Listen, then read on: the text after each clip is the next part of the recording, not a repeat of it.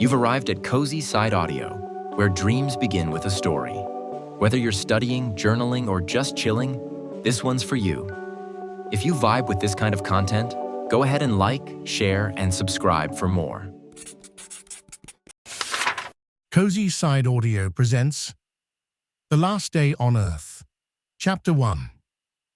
The first time Edward Gravis heard the word object, it came from the ceiling.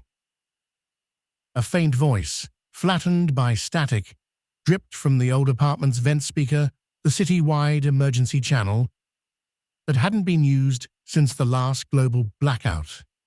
He was halfway through fixing a wiring fault on his terminal board when the soft chime sounded, followed by the sterile calm of a government broadcast. An anomalous astronomical body has entered the outer solar system. Estimated diameter 14 kilometers. Composition unknown. Object trajectory currently under review by the International Spacewatch Network. Then silence. Just the hum of the city beyond his cracked window engines coughing through fog, the hiss of rain striking the rusted ledges, the faraway wail of sirens too ordinary to mean anything new. Edward blinked at the speaker, unsure if he'd imagined it. He was a systems technician for a half-collapsed communications grid, not important enough to know secrets, but not low enough to ignore them. When the city's emergency channel cut in, every fiber in him leaned toward the screen. He wiped grease off his hands and called up the news relay. Most channels were dead, replaced with the familiar black and red alert banners. Foreign object detected. Data pending verification. He tried to refresh again. Nothing. Only the empty hum of the network, trying to connect across oceans. Outside, the city looked like it was built to fail beautifully. Towers of faded glass, leaning like drunk giants, all lit by sodium lamps that flickered against perpetual rain. The air smelled of metal and ozone. Below, a procession of buses moved like veins, pulsing through a dying body. Edward went out into the hall, past neighbors who didn't look up. People still moved with the rhythm of survival to work, to bars, to shelters, as though routine could hold the world steady. At the corner cafe, someone had pulled up an amateur telescope feed on the public screen.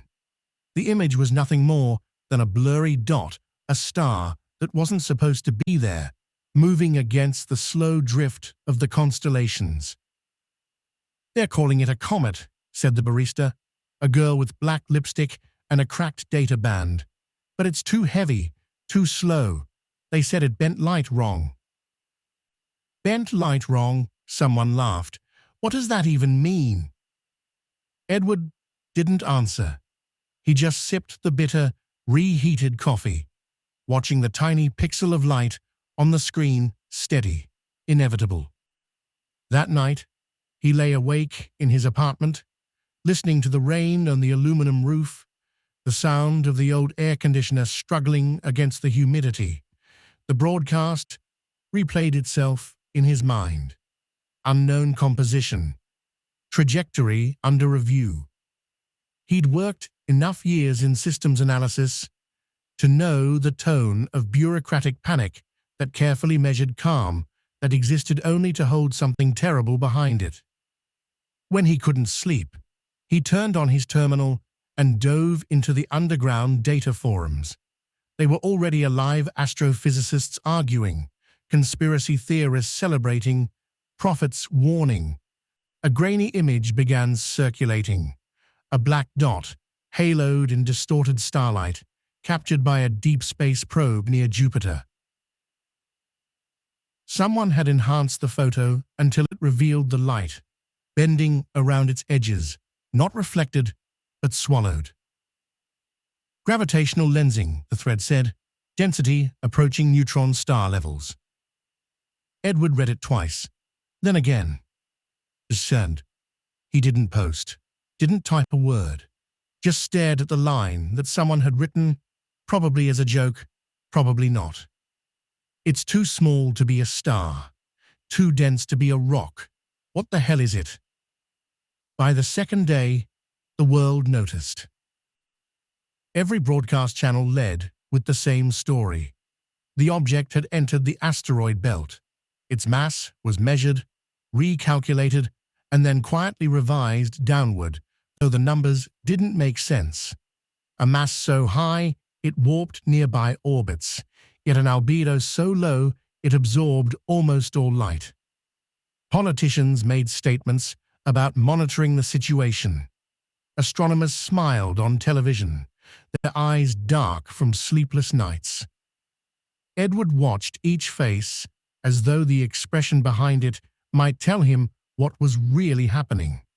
He saw the same look he'd seen years ago during the First Orbital War, a tired awareness of how powerless knowledge could be.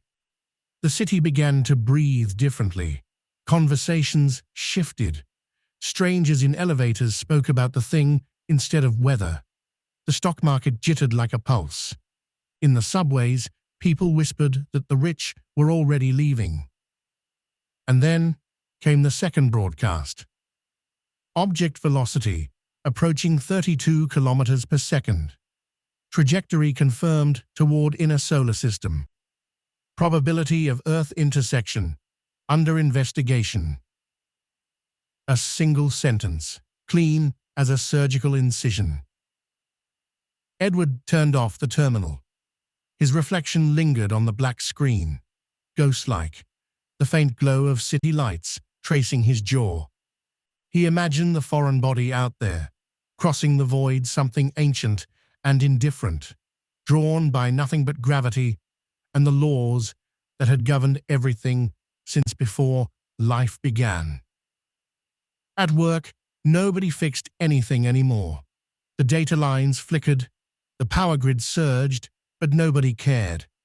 His supervisor spent the morning reading a physics blog instead of reports. "It's a fragment," she said quietly. "A fragment of something collapsed. Maybe a neutron star. They're calling it the singularity fragment." Edward looked at her. "That can't be right. Something that dense would—" "It shouldn't exist," she interrupted. "But it does." She smiled, without humor. "You ever notice how everything impossible happens, eventually?" The third night, the air itself seemed thinner. Satellite feeds began to fail subtle at first, like static at the edge of thought. GPS signals stuttered. Oceanic tides shifted by millimeters that shouldn't have been measurable. Edward stood on the roof after his shift, city lights glowing beneath a sky thick with cloud. Through the grey haze, a faint darkness moved, not visible exactly, but felt, as though something was bending space between him and the stars. Somewhere deep in his chest, a memory stirred his mother, pointing out constellations when he was a child. The way she'd said, "Look up, Ed. The universe doesn't care, but it's beautiful anyway." He wondered what she'd say now. The fourth broadcast came with no warning.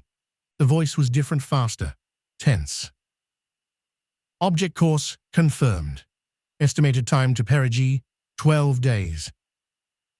Then came the numbers, mass equivalents, energy calculations, projected impact probabilities, each one worse than the last.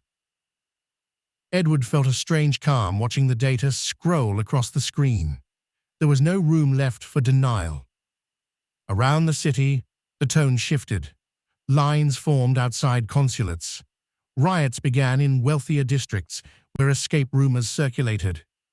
Corporate towers sent out encrypted launch manifests. People joked about buying a ticket off-world. But in the underground markets, whispers spread about private crafts, unregistered orbiters meant for evacuation. None of them were real, of course. People clung to any story that postponed the inevitable.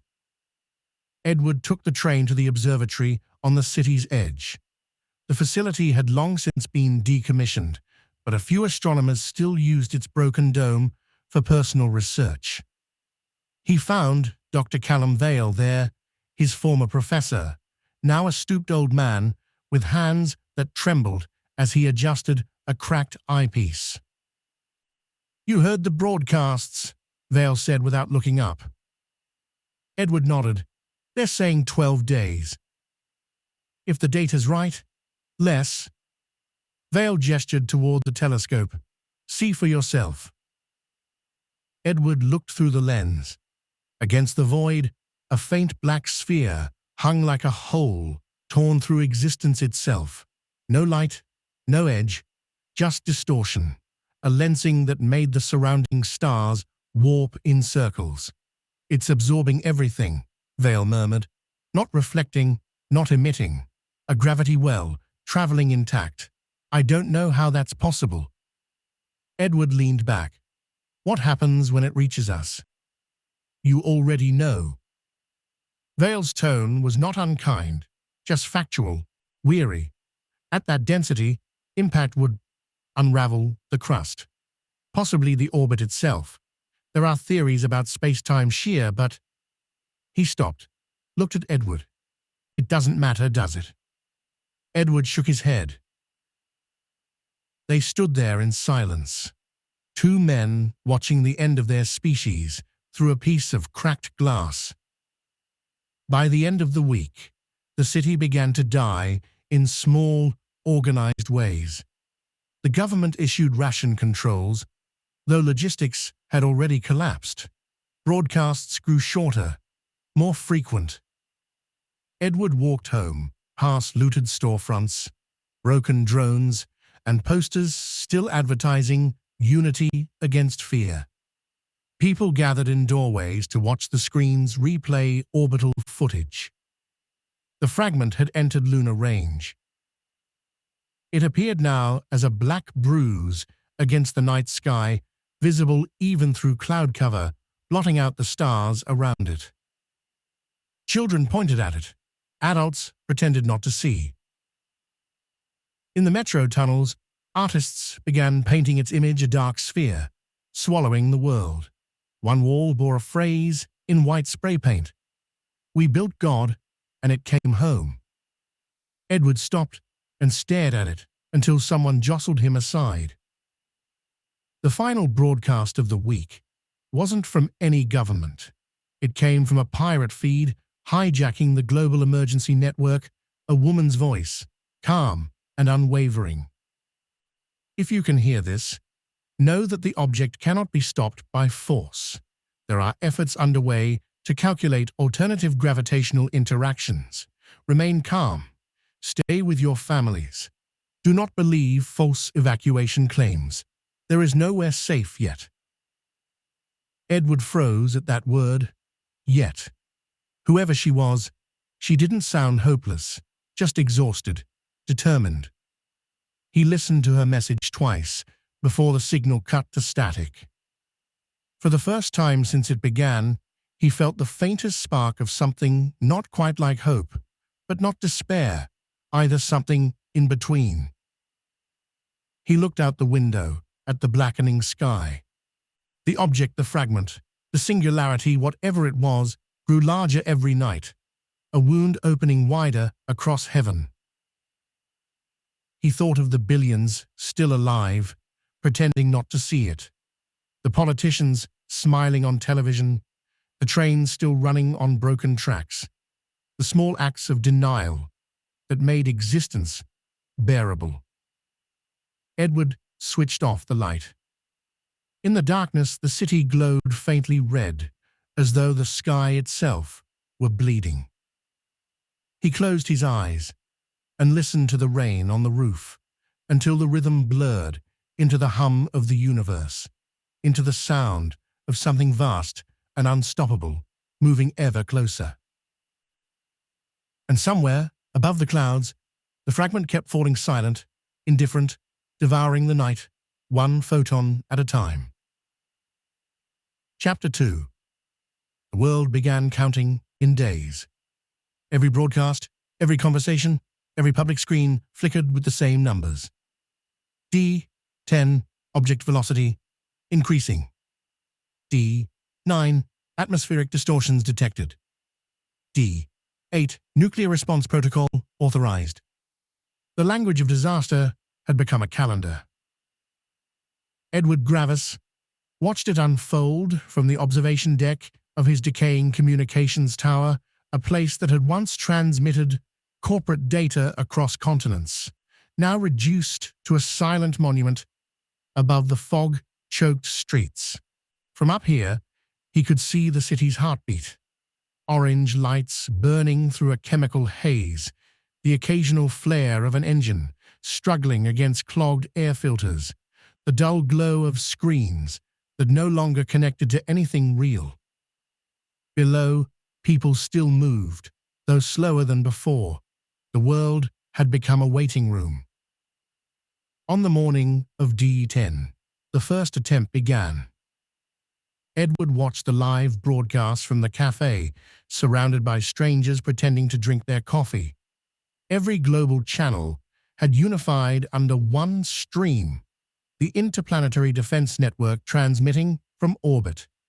The cameras showed a view of the fragment, a black sphere now filling half the screen, surrounded by a halo of distorted starlight. It was closer now, and its edges seemed to waver, as if light itself was breaking on its surface. Initiating pulse sequence 1, the voice said. Edward could feel the air vibrate, not from the event itself, but from the collective anticipation that gripped the planet. Billions of people held their breath. A cluster of nuclear-tipped interceptors ignited, streaking across the void in formation, leaving thin silver arcs that curved toward the singularity's gravity well. Edward watched their trajectories converge, bright specks racing into darkness. For a brief second, the feed turned white, then static, then nothing. The sphere remained, untouched. The light distortion rippled briefly, as though it had swallowed the blast whole, and then returned to its steady hunger. A scientist on the feed began to speak, but his voice broke halfway through the sentence. Edward didn't realize he'd been holding his breath until the cafe erupted in sound, someone sobbing, another person shouting that it was fake, that it had to be. The barista simply turned off the screen and leaned on the counter, staring at nothing. They said the energy yield was enough to crack a moon, someone murmured. Then it just disappeared. It's not matter, another said. It's something else. Edward stood up and left without finishing his coffee. Outside, rain slicked the pavement like oil. The air carried a faint metallic taste, the residue of atmospheric ionization from the orbital detonations. Above, the clouds pulsed faintly with reflected light from orbital debris, humanity's last desperate fireworks. He looked up until his eyes watered, half expecting the sky to split. It didn't. Not yet. By D9, the panic began to organize. The governments of Earth issued coordinated statements about secondary measures, while private corporations quietly announced temporary suspension of services, a phrase that meant permanent. The rich were leaving. The poor already knew. Edward's company shut down operations that morning. He was given 2 weeks severance, though everyone knew the world didn't have 2 weeks left. The supervisor who handed him the packet didn't meet his eyes. Just shh. He spent the afternoon cleaning out his station coils of wire, outdated circuit boards, and a broken data crystal he'd kept from his first job. The crystal contained nothing now, just static fragments of old memories, traffic lights, laughter, a night sky that still had stars. He stood by the window, watching smoke curl between towers. The rain had turned orange dust from the upper atmosphere, mixing with pollutants, reflecting the growing red shimmer of the incoming object. When he got home, the emergency channels were looping the same image, a projection of the fragment's trajectory, now unmistakably locked onto Earth. A red line carved through the solar system, slicing through orbit after orbit until it intersected directly with the blue sphere. Projected impact coordinates: Pacific Ocean Basin. Margin of error: 200 kilometers. Estimated kinetic yield equivalent to planetary disintegration threshold. The words sounded like poetry written by a machine. Edward turned off the terminal and listened to the silence that followed. Not quiet, but heavy, like sound itself had decided to leave. On D8, the second attempt failed. This time, the weapons were larger. Kinetic rods launched from the lunar bases, carrying enough momentum to pierce through anything short of a black hole. They struck the sphere and vanished instantly, as though falling into invisible water. Sensors detected nothing, not even a reflection. Theories poured in like rainwater. The object is absorbing energy. It's a fragment of a collapsed core. It's artificial. Edward sat on his rooftop listening to the low thunder of distant riots. Somewhere downtown, a data center had been set on fire.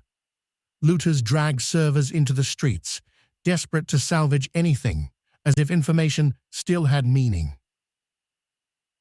He recorded a voice memo out of habit, his old terminal blinking red as he spoke. Day -8. They tried again. Failed again. The sky feels heavier. I don't know if it's gravity or imagination. He stopped, erased the file, and lay back against the concrete. Above him, the clouds pulsed with faint red flashes, the reflected echoes of orbital failures. It was strange. He thought the end of the world didn't feel sudden. It felt stretched, like the dying note of a song that refused to end. D7. The object was now visible with the naked eye. Edward woke to light spilling through his window. Not sunlight, but something darker, filtered through the distortions of the fragment's gravitational field. It cast moving shadows that twisted across the walls like liquid. He went outside. On the horizon, a black shape hovered above the line of skyscrapers, enormous yet distant, surrounded by a shimmering halo where the air itself seemed to bend. The sun hung beside it, flickering, its outline distorted like heat mirage. The fragment didn't glow, it consumed. Even daylight seemed thinner. So, people stood in the streets, staring upward, some in silence, others whispering prayers. A child pointed and laughed. A man fell to his knees. The radio crackled with an automated message. Civil communication services may experience disruptions. Please remain indoors during scheduled atmospheric testing. Edward smiled bitterly. Testing. They still couldn't say it aloud. Gee. He walked until he reached the old railway bridge that crossed the river, the same one he'd walked as a boy, watching freight trains pass beneath. Now the river was black and sluggish, reflecting the distorted sky. The city skyline wavered in the water, like something trying to remember itself. He stayed there until the lights came on, one by one, across the horizon. The last electric veins of a civilization waiting to flatline. D6. He found Dr. Vale again. The old scientist had moved his telescope to the basement of a library, where the ceiling leaked and the shelves had become nests for birds. When Edward arrived, Vale was hunched over a makeshift projection array, his eyes glowing with the blue light of equations. They're accelerating the collapse, Vale said without preamble. Gravitational compression is increasing. The fragment's density is changing as it enters the inner orbit. Edward frowned. Changing how? It's feeding, Vale said softly. Every particle it passes draws toward it. Debris, gas, even light. It's not just dense, it's hungry. Edward stared at the projection. So that's it. Nothing we can do. Vale didn't answer for a long moment. Then quietly, they'll keep trying. It's what people do. He gestured at the window, at the faint red light bleeding through the cracks. The thing about humanity, Edward, is that we've always mistaken defiance for hope, even when the universe has already decided. Edward didn't know if it was a comfort or a curse. By D5, the exodus began. Not officially, no one would dare announce it, but the sky told the truth. At night, streaks of light rose beyond the clouds. Private orbital craft, government shuttles, anything that could reach escape velocity. Engines roared over darkened neighborhoods as billionaires and politicians fled for the orbital stations. Edward watched from his balcony as one of them ascended a column of blue fire, climbing into the bleeding sky. He wondered how long they'd last up there before realizing there was nowhere to go. He recorded another memo. D5. The ones who built the world are leaving it. I suppose that's poetic. The city feels quieter now, even though it's never been louder. In the distance, alarms wailed, not the sharp cry of emergencies, but the deep, rhythmic pulse of the global sirens, the ones reserved for end-of-world protocols. The sound rolled across the skyline like thunder. D4. The world began to fracture, not geologically, but socially. Streets flooded with people carrying screens, candles, family photos. The last of the trains stopped running. Drones buzzed overhead, broadcasting evacuation orders that nobody obeyed. The networks were collapsing. Streams of data flickered into silence. Edward tried to contact friends in other cities. Messages bounced back, corrupted or lost. The global net was dying like a brain, starving of oxygen. He walked through the city center, where thousands had gathered to watch the public screens. On them, the object filled the sky, no longer distant, but immense, its black surface shimmering with faint bands of gravitational lensing. Around it, the stars bent like molten glass. The broadcast anchor's voice trembled.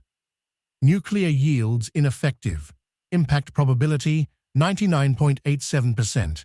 Estimated time to collision 72 hours.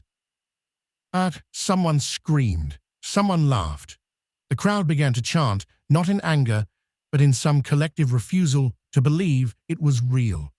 The sound was terrifying in its humanity. Edward turned and walked away before the riot began. By the time D3 arrived, the world had become very small. Governments ceased communication. Cities lit their last reserves of fuel to power backup grids. People filled every rooftop, every field, every stretch of coastline to watch the approaching darkness.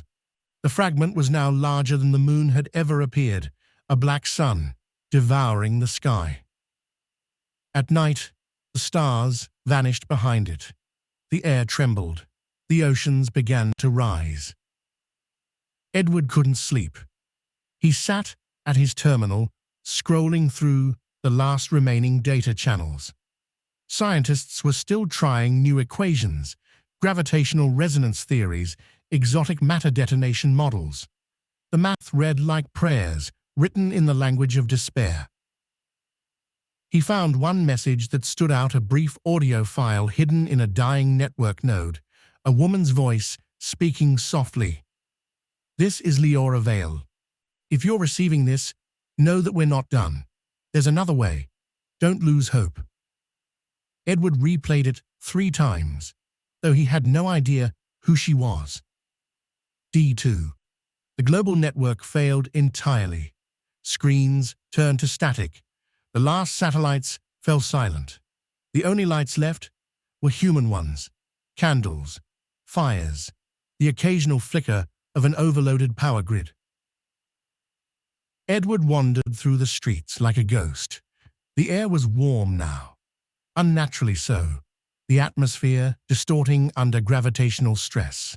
Above, the black sphere filled half the sky, its edge flickering with red arcs where it tore the upper atmosphere apart. He saw people dancing in the squares. Others sat quietly, holding hands. A few sang. Humanity, he realized, was performing its own funeral with stubborn grace.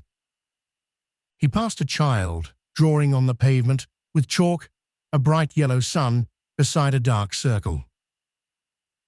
"Which one's that?" Edward asked. The child pointed at the dark one.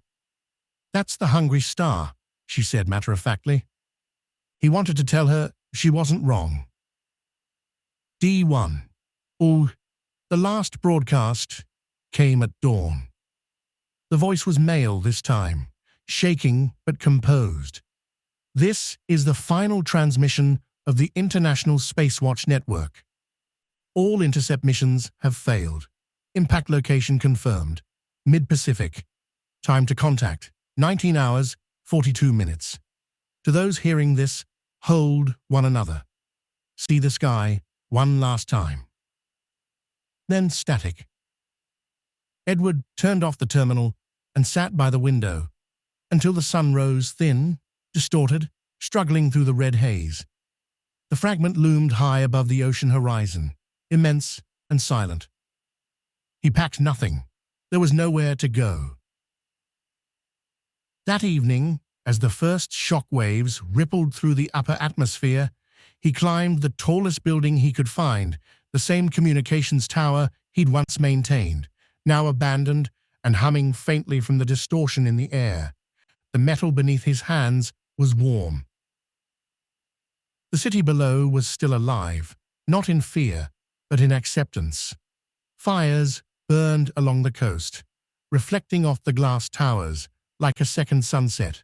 He could almost believe it was beautiful. He turned on his recorder one last time. "If anyone ever hears this, the world is ending. We tried everything. We failed, but I don't think failure is the same as giving up. I think—" He stopped, looked at the sky. The fragment hung directly overhead, its edges blurring, as if the world itself were folding toward it. "I think it's just time," he whispered. He set the recorder down beside him, its small red light blinking in rhythm with his heartbeat. The sky flickered white. And somewhere, between 1 second and the next, the countdown reached 0. Chapter 3.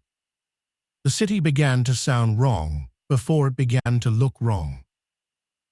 It was subtle at first, an uneven hum in the traffic lights, the faint tremor of window panes responding to no visible wind.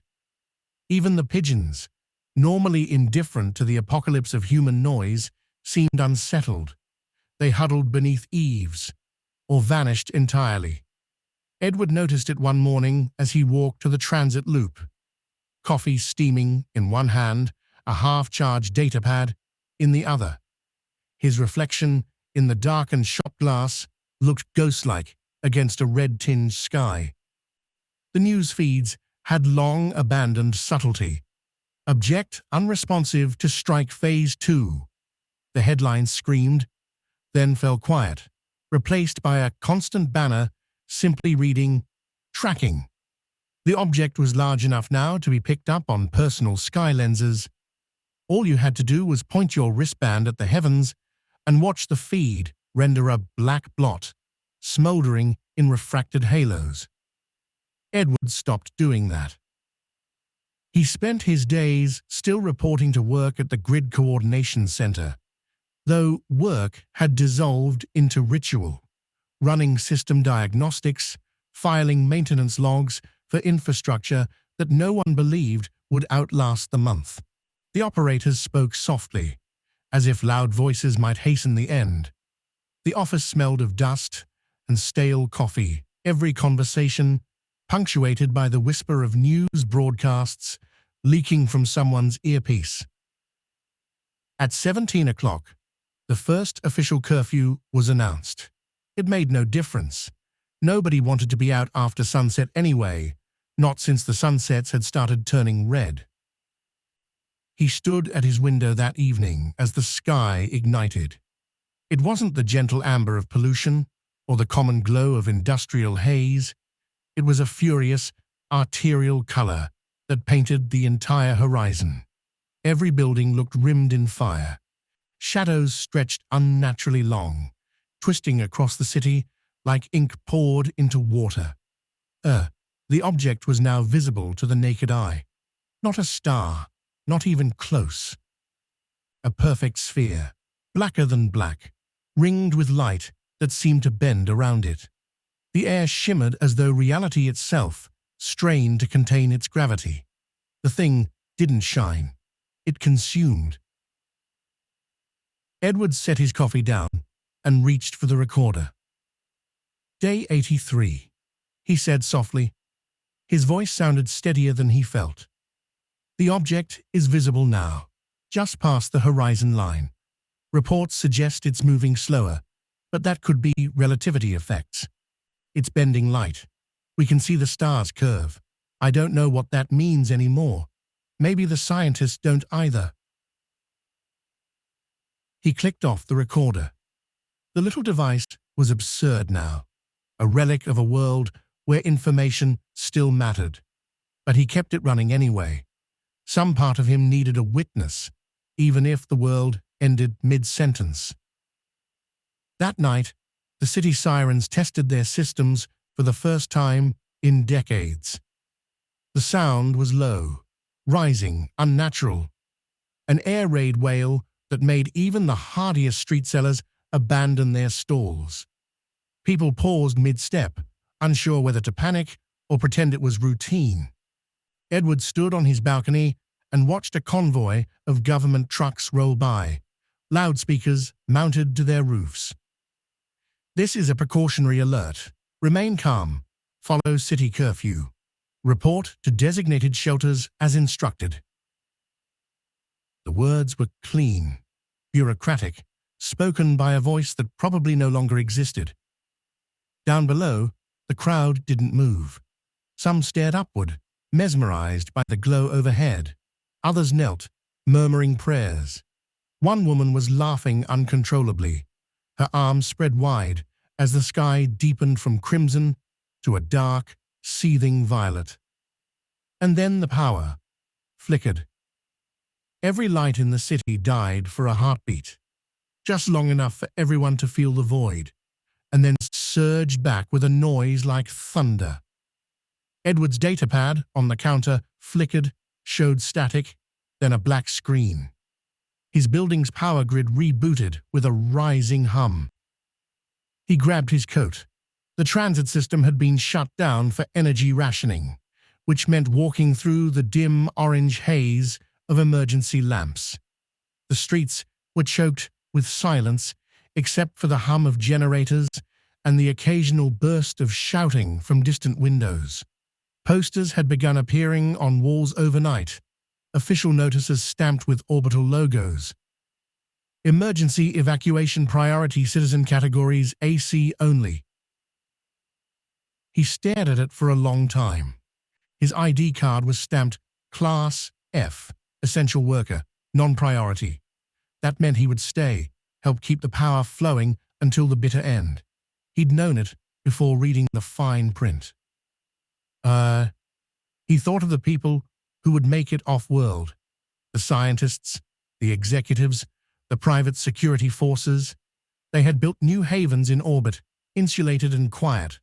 They had been planning for months. For everyone else, there was only the curfew and the sky. When Edward reached the city plaza, a crowd had gathered around the central broadcast screen, one of the last functioning public displays. The screen flickered with images from orbit. The fragment, now close enough that its gravity distorted the surrounding stars. The announcer's voice trembled beneath layers of composure. The object has increased in visual magnitude. Its velocity remains constant relative to Earth's orbit. Global Defense Command confirms the failure of all Phase 3 interceptors. No successful deflection achieved. Impact probability 100%. Someone threw a bottle at the screen. It shattered against the metal casing, spraying the crowd with glass. The voice kept talking as if it hadn't happened. Shelter advisories will be issued regionally.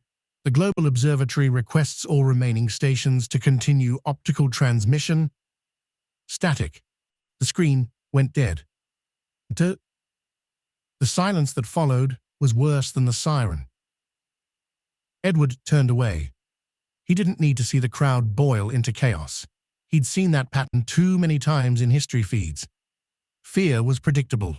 People clung to denial like gravity itself. He walked home through a neighborhood lit by fires in trash bins and the red reflection of the sky. A boy sat on the curb, holding a makeshift telescope, just a tube of glass and duct tape, aimed upward. "You can see it better from the rooftops," the boy said, without looking at him. Edward hesitated. "Why would you want to?" The boy smiled faintly. "Because it's beautiful." He had no answer for that. He climbed the last few flights to his apartment in silence, ignoring the flickering emergency lights and the metallic taste in the air.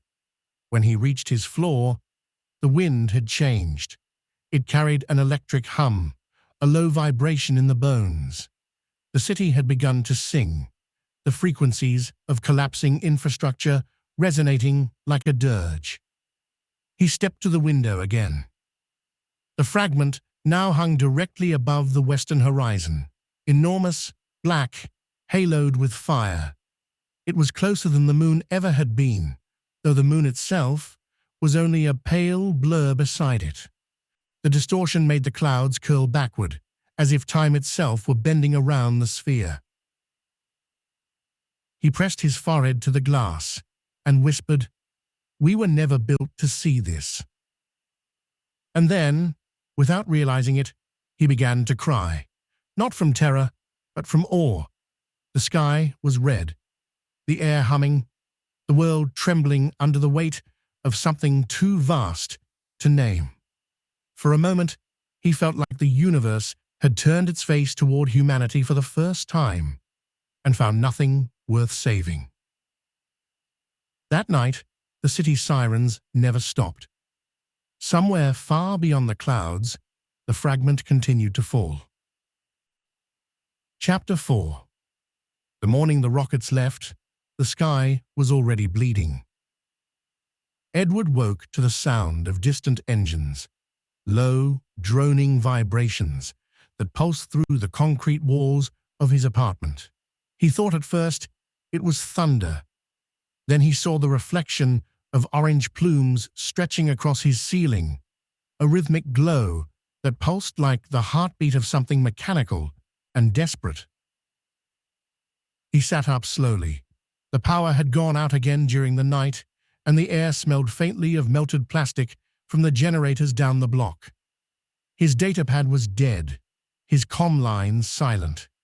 The city had fallen into a half-light state, everything powered by residual energy and denial. He crossed to the window. Above the horizon, the last of the orbital crafts were ascending, white flares against a dying red sky. Their exhaust plumes trailed like bleeding comets, curling upward until they vanished into haze. Each one carried a handful of the chosen: scientists, politicians, private investors, the architects of survival. The launches had been announced as stabilization efforts. Everyone knew that was a lie. The elite were leaving Earth behind.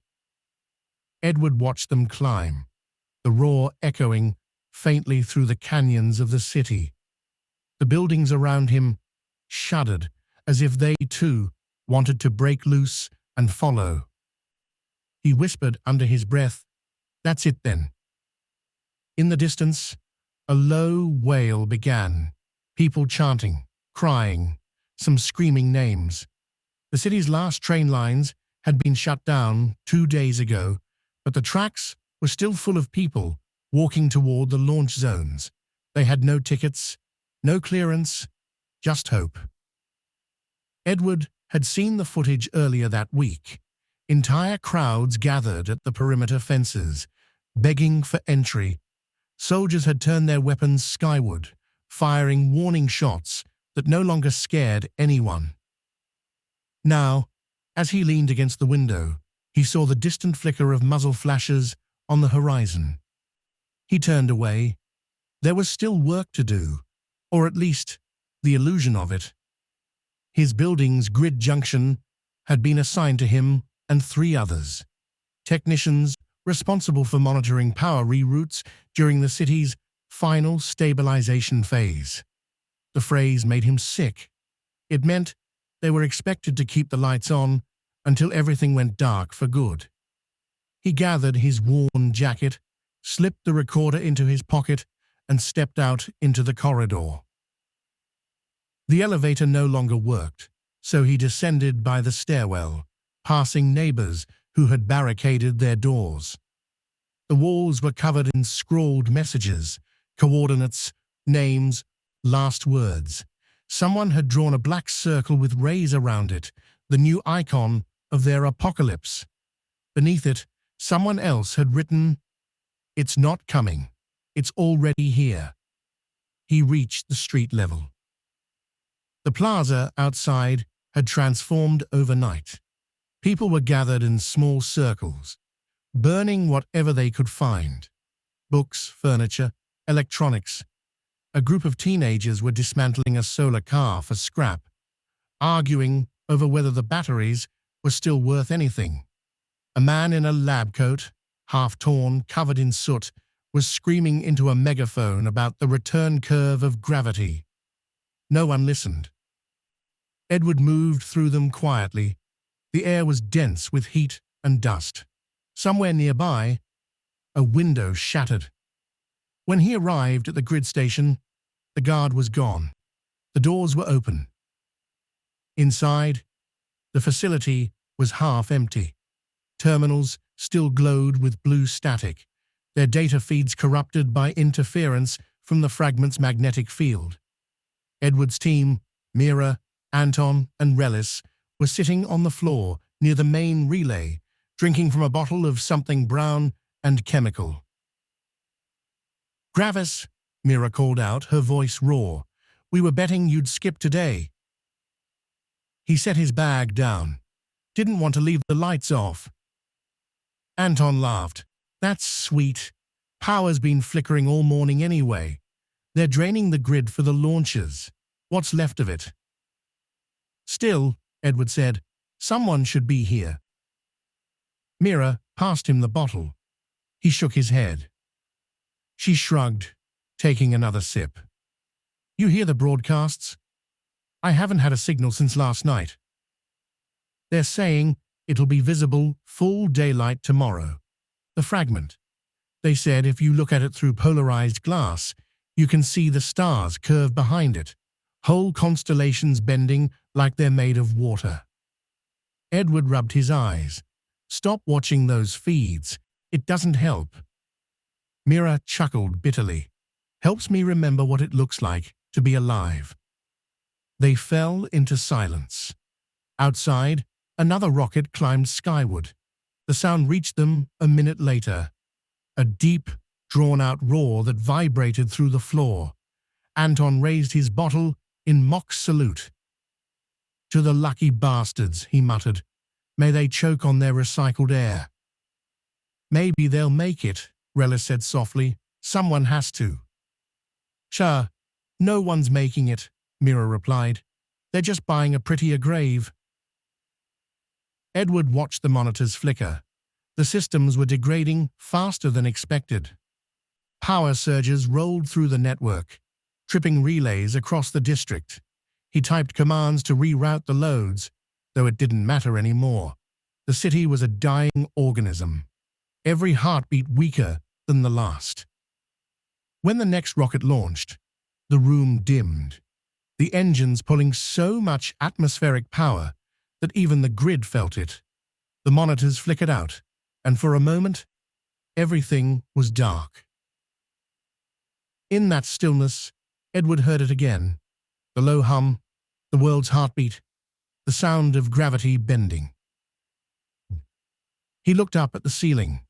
The noise wasn't mechanical, it was deeper, stranger, like metal being stretched across the fabric of the planet. The others heard it too, their laughter stopped mid-breath. Mira whispered, "It's singing again." They all stood there, listening. The tone wavered in pitch, rising, then falling, as if the earth itself was moaning in pain. Anton grabbed his coat. "I'm not staying for the encore." Edward didn't stop him. He didn't stop any of them. They left one by one, leaving their consoles glowing weakly in the dark. He stayed. Hours passed. He lost track of time. The launches continued, each one painting the clouds with fire. The office filled with drifting dust as the lights dimmed and flared. He typed one last entry into the terminal, then transferred it to his recorder. "Final grid report," he said softly. "Sector 7 operational, but unmonitored. Atmospheric distortion increasing. Civil systems failing.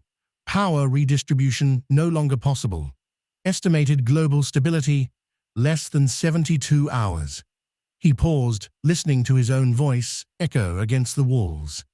Then, "I wonder if anyone up there can hear us." He switched it off. Futra. At midnight, he climbed to the roof of the grid tower. The city spread out below him, streets glowing faintly in the red haze, the rivers reflecting the distorted sky. Somewhere far beyond, he saw another column of fire rise, trailing smoke. The stars were gone now. Only the fragment remained, a black wound in the heavens, rimmed with light, like molten glass. It hung above the world like judgment. He stood there for a long time, watching the final launches fade. When the last one vanished into the cloud cover, a strange calm settled over him. The exodus was complete. The rich had fled. The powerful had taken their salvation. And the rest of humanity waited beneath a red sky, listening to the hum of their dying world. Edward whispered to the darkness, "We're the last witnesses." No one answered. Only the sky. Only the endless, devouring black. Chapter 5. The world had stopped pretending. There were no more official updates, no more experts on the feeds, no more charts showing probable trajectories. The networks had collapsed into static sometime before dawn, leaving the airwaves haunted by a soft, white hiss. It filled the silence between things, the kind of silence that reminded Edward Gravis of the dead channels from old analog television, an ocean of ghosts whispering nothing at all. The sun never rose properly that day.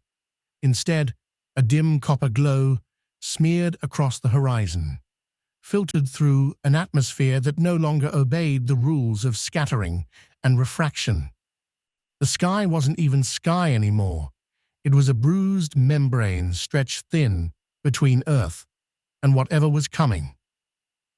Edward walked the streets. He carried his recorder in his jacket pocket, more out of habit than purpose. The battery was almost dead, but he wanted it with him, a lifeline, even if it recorded nothing but the end. The city was unrecognizable. The automated billboards had burned out, their glass faces spidered with fractures. Smoke from collapsing towers drifted low, curling around streetlights that flickered like dying neurons.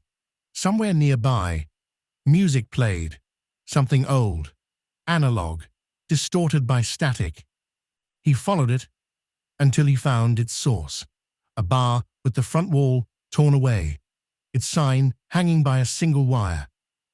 Inside, a group of people sat among overturned chairs and broken glass, drinking in silence. The music came from a generator-powered radio in the corner, tuned to the last station still transmitting. To those still listening, the announcer's voice said, breaking between bursts of static, we want you to know, you're not alone out there. Not really. Look up tonight. Look at the sky. You'll see what we see. The voice wavered, the signal phasing in and out. Then came the sound of someone crying, faintly near the microphone. The transmission ended in a long, ragged breath. Edward stood in the doorway. No one turned to look at him. He didn't stay. He wandered past the old metro entrance, where someone had painted over the sign with white letters, "If you can hear the hum, you're still alive." He could hear it. Always could. A subsonic vibration that rolled through the soles of his shoes, through the concrete, through his bones. It was the sound of the fragment's gravity brushing against the planet's field, the sound of an orbit that no longer made sense. By afternoon, the riots had stopped. There was nothing left to fight over. The last supplies had been looted days ago, and the military, what was left of it, had vanished. In the plazas, people sat together, talking in low voices. Some prayed, some just stared at the horizon, waiting to see the shape of their ending. A group of children were playing with bits of glass, using them to catch reflections of the black sphere in the sky. One of them asked another if it was the new moon. Edward stopped walking. He looked up. The fragment was visible now, even in daylight, an absence rather than a presence. It didn't shine or burn. It devoured the light around it, bending it into a shimmering halo. The air near it quivered like heat haze. Every few minutes, a flicker of lightning arced across the clouds below it, pulled from the atmosphere itself. He remembered the early broadcasts, scientists trying to describe its density, how it was not a normal object. Some had speculated it wasn't even matter in the usual sense, that it might be a fragment of a collapsed neutron body, a sliver of degenerate mass drifting through space for eons before it found them. Whatever it was, it had gravity like a god. And it was falling. When night came, if it could still be called night, the world turned red. Edward climbed back to the top of the grid tower. The air was thin and metallic, carrying the taste of ozone and dust. Below him, the city glowed faintly from fires and emergency lights. Beyond that, the sea shimmered in strange geometries, waves moving slower, as though time itself were thickening. He sat on the ledge, legs dangling over the abyss, recorder in his hand. He pressed record and spoke quietly. "This is Edward Gravis, probably the last log. It's the night before impact. There's nothing left to fix, nothing left to wait for. Just this." He paused, listening to the hum beneath him. "I used to think I'd die, quietly, somewhere no one would notice. But now, the whole world's coming with me. So maybe that's better. Maybe we're not meant to see what's on the other side of this." He lifted his gaze toward the sky. The fragment dominated half the heavens now, an eclipsed sun, swallowing light. The edges burned with gravitational lensing, warping the stars into concentric rings of silver fire. He could feel the pull even here, faint but real. The air shimmered. His hair lifted slightly, as if brushed by unseen wind. "If anyone ever hears this," he continued, voice unsteady, "I want you to know. We tried. Humanity, I mean. We threw everything we had at it. We reached into space and built weapons we didn't understand. We prayed to gods we'd stopped believing in. We built walls, bunkers, excuses. But in the end, it's not the end that scares us, it's the waiting. He stopped the recording. Below, a siren wailed one last time, a long, mournful note that echoed through the city. People screamed, then cheered, then fell silent again. Edward stayed on the roof. The concrete beneath him trembled as tremors rippled through the crust. Somewhere, a tower collapsed in a cascade of sparks. Nah. He looked down at his hands, steady, calm. There was no fear left in him, just an enormous sadness that didn't have a name. He closed his eyes. He thought of the world before, the smell of rain on asphalt, the sound of elevators, the dull hum of servers in the data halls, ordinary things that now felt impossibly distant. He thought of the last time he had seen stars, real stars, sharp and clean, in a winter sky, and wondered if they were still burning, or if time itself would collapse with them. The hum deepened. The clouds pulsed red, then purple, then something colorless. And then, for a moment, the sky opened. A streak of black lightning arced from horizon to horizon, splitting the clouds apart. The fragment loomed closer now, its edges sharper, its surface rippling with impossible textures, like frozen waves folding into themselves. The air pressure dropped. He could feel it in his lungs. From somewhere below, he heard voices, rising in a single collective cry: fear, awe, surrender. Edward whispered to no one, "I'm ready." He switched the recorder back on, holding it to his chest. If this is how it ends, then I hope someone, somewhere, is listening." He looked up one last time. The black sphere filled the world. And as it began to fall, the stars themselves bent around it, like glass shattering under infinite weight. Chapter 6. The world had 3,412 seconds to watch itself die. No more, no less. That was the estimate, first whispered, then shouted, by the last surviving orbital sensor array. The feed came in distorted, but the timestamp glowed red, unwavering. 0 hours, 56 minutes, and 52 seconds. Every observatory, bunker, and warship that still had power confirmed the math within minutes. There was no doubt left. Nah, the object was coming home. In the control chamber, beneath the Norwegian ice, Mira Chen sat in a chair, bolted to the floor, a threadbare blanket wrapped around her shoulders. Her breath fogged faintly in the cold. Around her, the walls hummed with the low, mechanical sigh of a dying power grid. She was one of the last astrophysicists still awake, or maybe just the last one still trying to record. Her voice, hoarse from days without sleep, rasped into the recorder. Day 49 since the Exodus launch. The impactor, originally the second stage debris from the Halo array, has accelerated beyond modeled parameters. Current descent velocity is... God, what's the point? Nobody's listening. She stopped the recording, looked at the waveform flicker on the cracked glass of her monitor, then pressed record again. Correction. Someone might be listening. To whoever finds this, you should know we tried. We tried to stop it, to burn the debris with orbital rail fire. The plasma rails failed. Everything failed. Her eyes flicked up at the static-filled window. There was no sky anymore, not in the ordinary sense, only the auroral shimmer of upper atmospheric dust from the last missile exchanges. It painted the clouds in flickering veins of blue-white light, as if the heavens themselves were cracking open. Above the planet, the debris shard, once a fragment of human engineering, now something monstrous, descended like a cold ember in the void.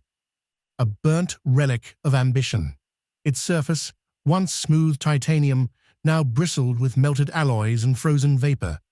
It had grown massive through collisions, a jagged accretion of ruined satellites, spent warheads, and dead solar sails. It no longer looked like a machine. It looked like a god's fist.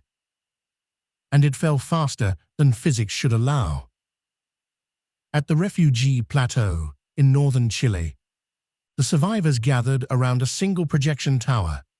The machine was old, solar-powered, its lenses scratched, but it still worked. Someone had found a way to relay the orbital feed from a surviving relay satellite. The image it cast into the cold night air was a streak of light, cutting through darkness. A child whispered, "Is that it?" No one answered. The object burned across the sky, slow at first, then brighter, faster, until even the wind seemed to hush. The ground trembled. Cattle bolted. Flocks of birds rose in confusion, sensing an extinction they had no name for.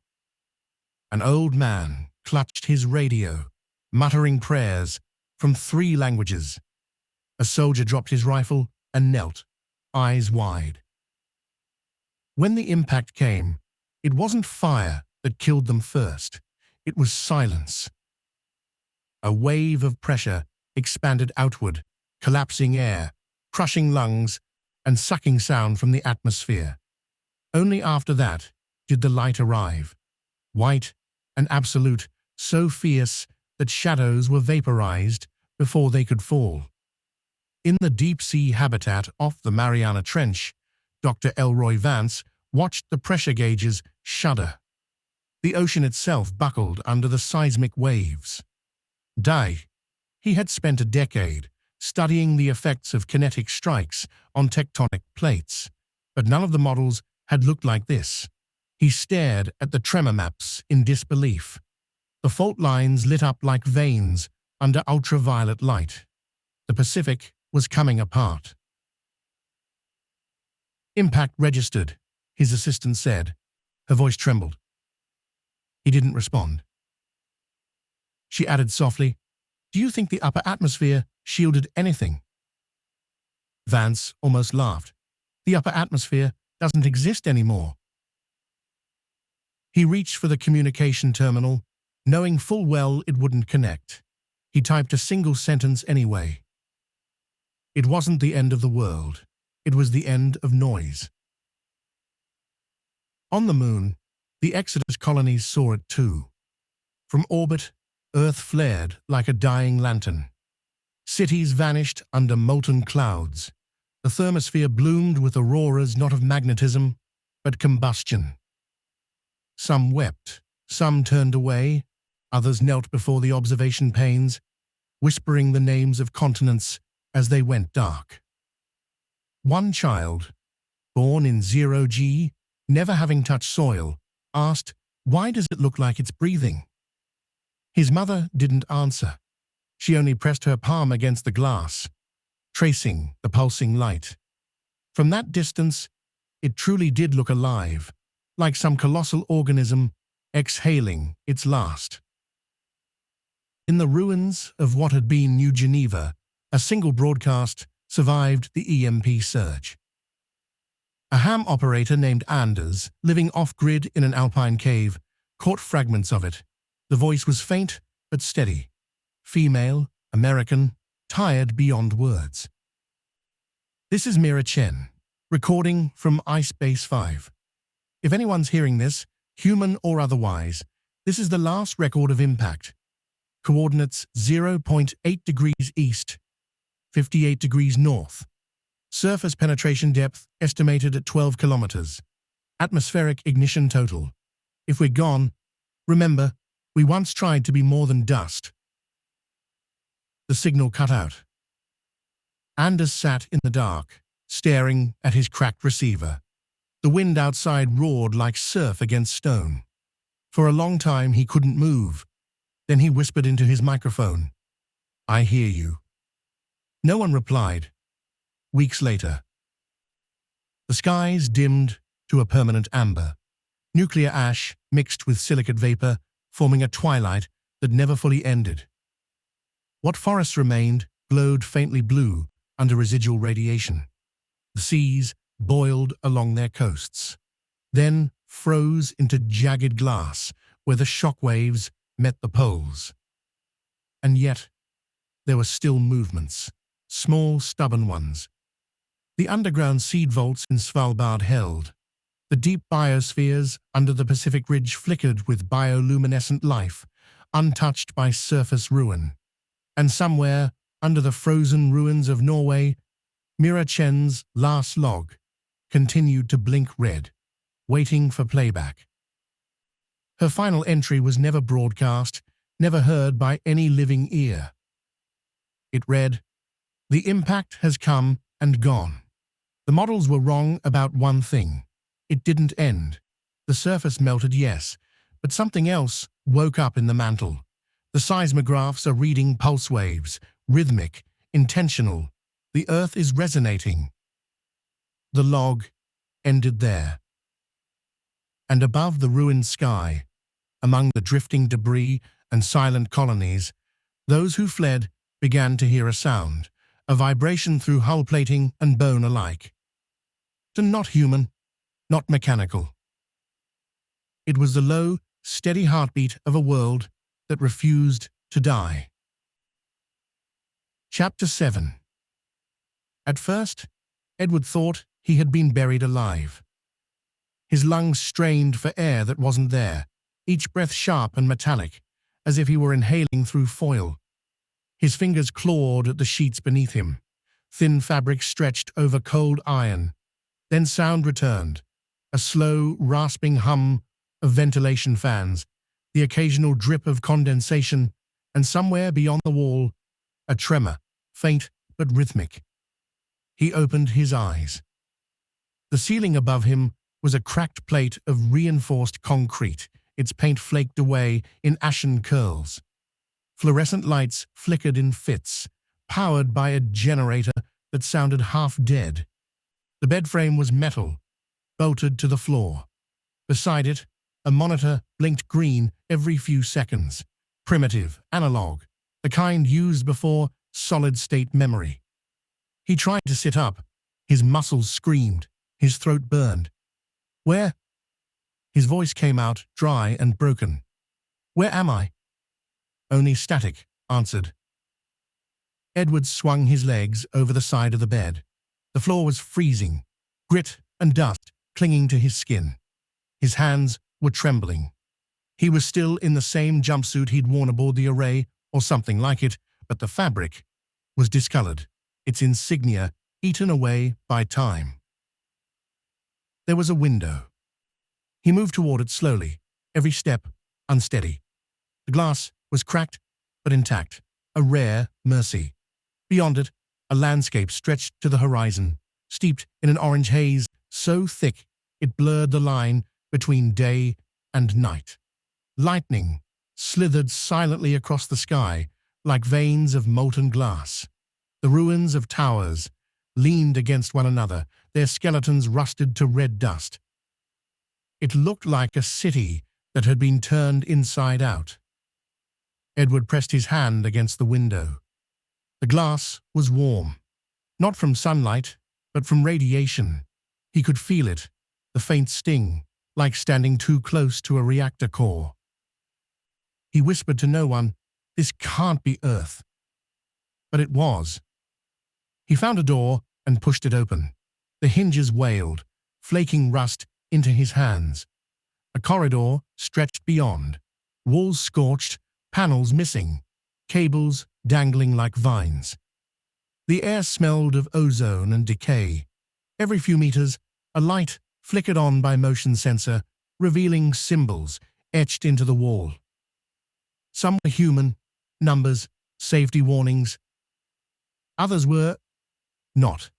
Jagged geometric spirals carved into the concrete with mathematical precision, glowing faintly blue. He didn't recognize them, but they made his teeth ache. Halfway down the hall, a mirror caught his reflection. He froze. The man staring back wasn't the one who had fallen asleep aboard the Halo Array. His hair was white, his skin pale and translucent, seemed thinner than paper. There were veins of silver under his eyes, like tiny metallic filaments. He touched his cheek and felt a faint vibration beneath it, as if something were alive under the skin. He staggered back, heart hammering. What happened to me? His voice echoed through the corridor, swallowed by the hum of machines that shouldn't still be running. At the end of the hall, he found another room, larger, circular, ringed by broken monitors and blackened consoles. There was a body slumped in a chair. At least, what had once been one. The corpse had dried into leather, its uniform torn, face half obscured by a breathing mask. A patch on its shoulder read, Project Ararat. The name meant nothing to Edward. He took the ID card from the desk. Dr. Annika Yorson, Systems Engineering Division. Her last act was recorded on a cracked tablet beside her hand. System status, offline. Cryobase, vacant. Year 3326.07.14. Alert, biosignature. Detected reactivation, protocol, engaged. He stared at the year for a long time before the meaning hit him. 3,326. His knees went weak. He dropped into the chair across from the corpse and buried his face in his hands. He tried to remember the last thing before the blackout, the resonance wave, the collapse, the sound of gravity tearing through metal, and then nothing. He had fallen asleep in orbit and woken up in eternity. Hours, or maybe minutes, passed before he noticed the noise again. Footsteps. Faint, deliberate, echoing down the corridor, too light for machines, too slow for panic.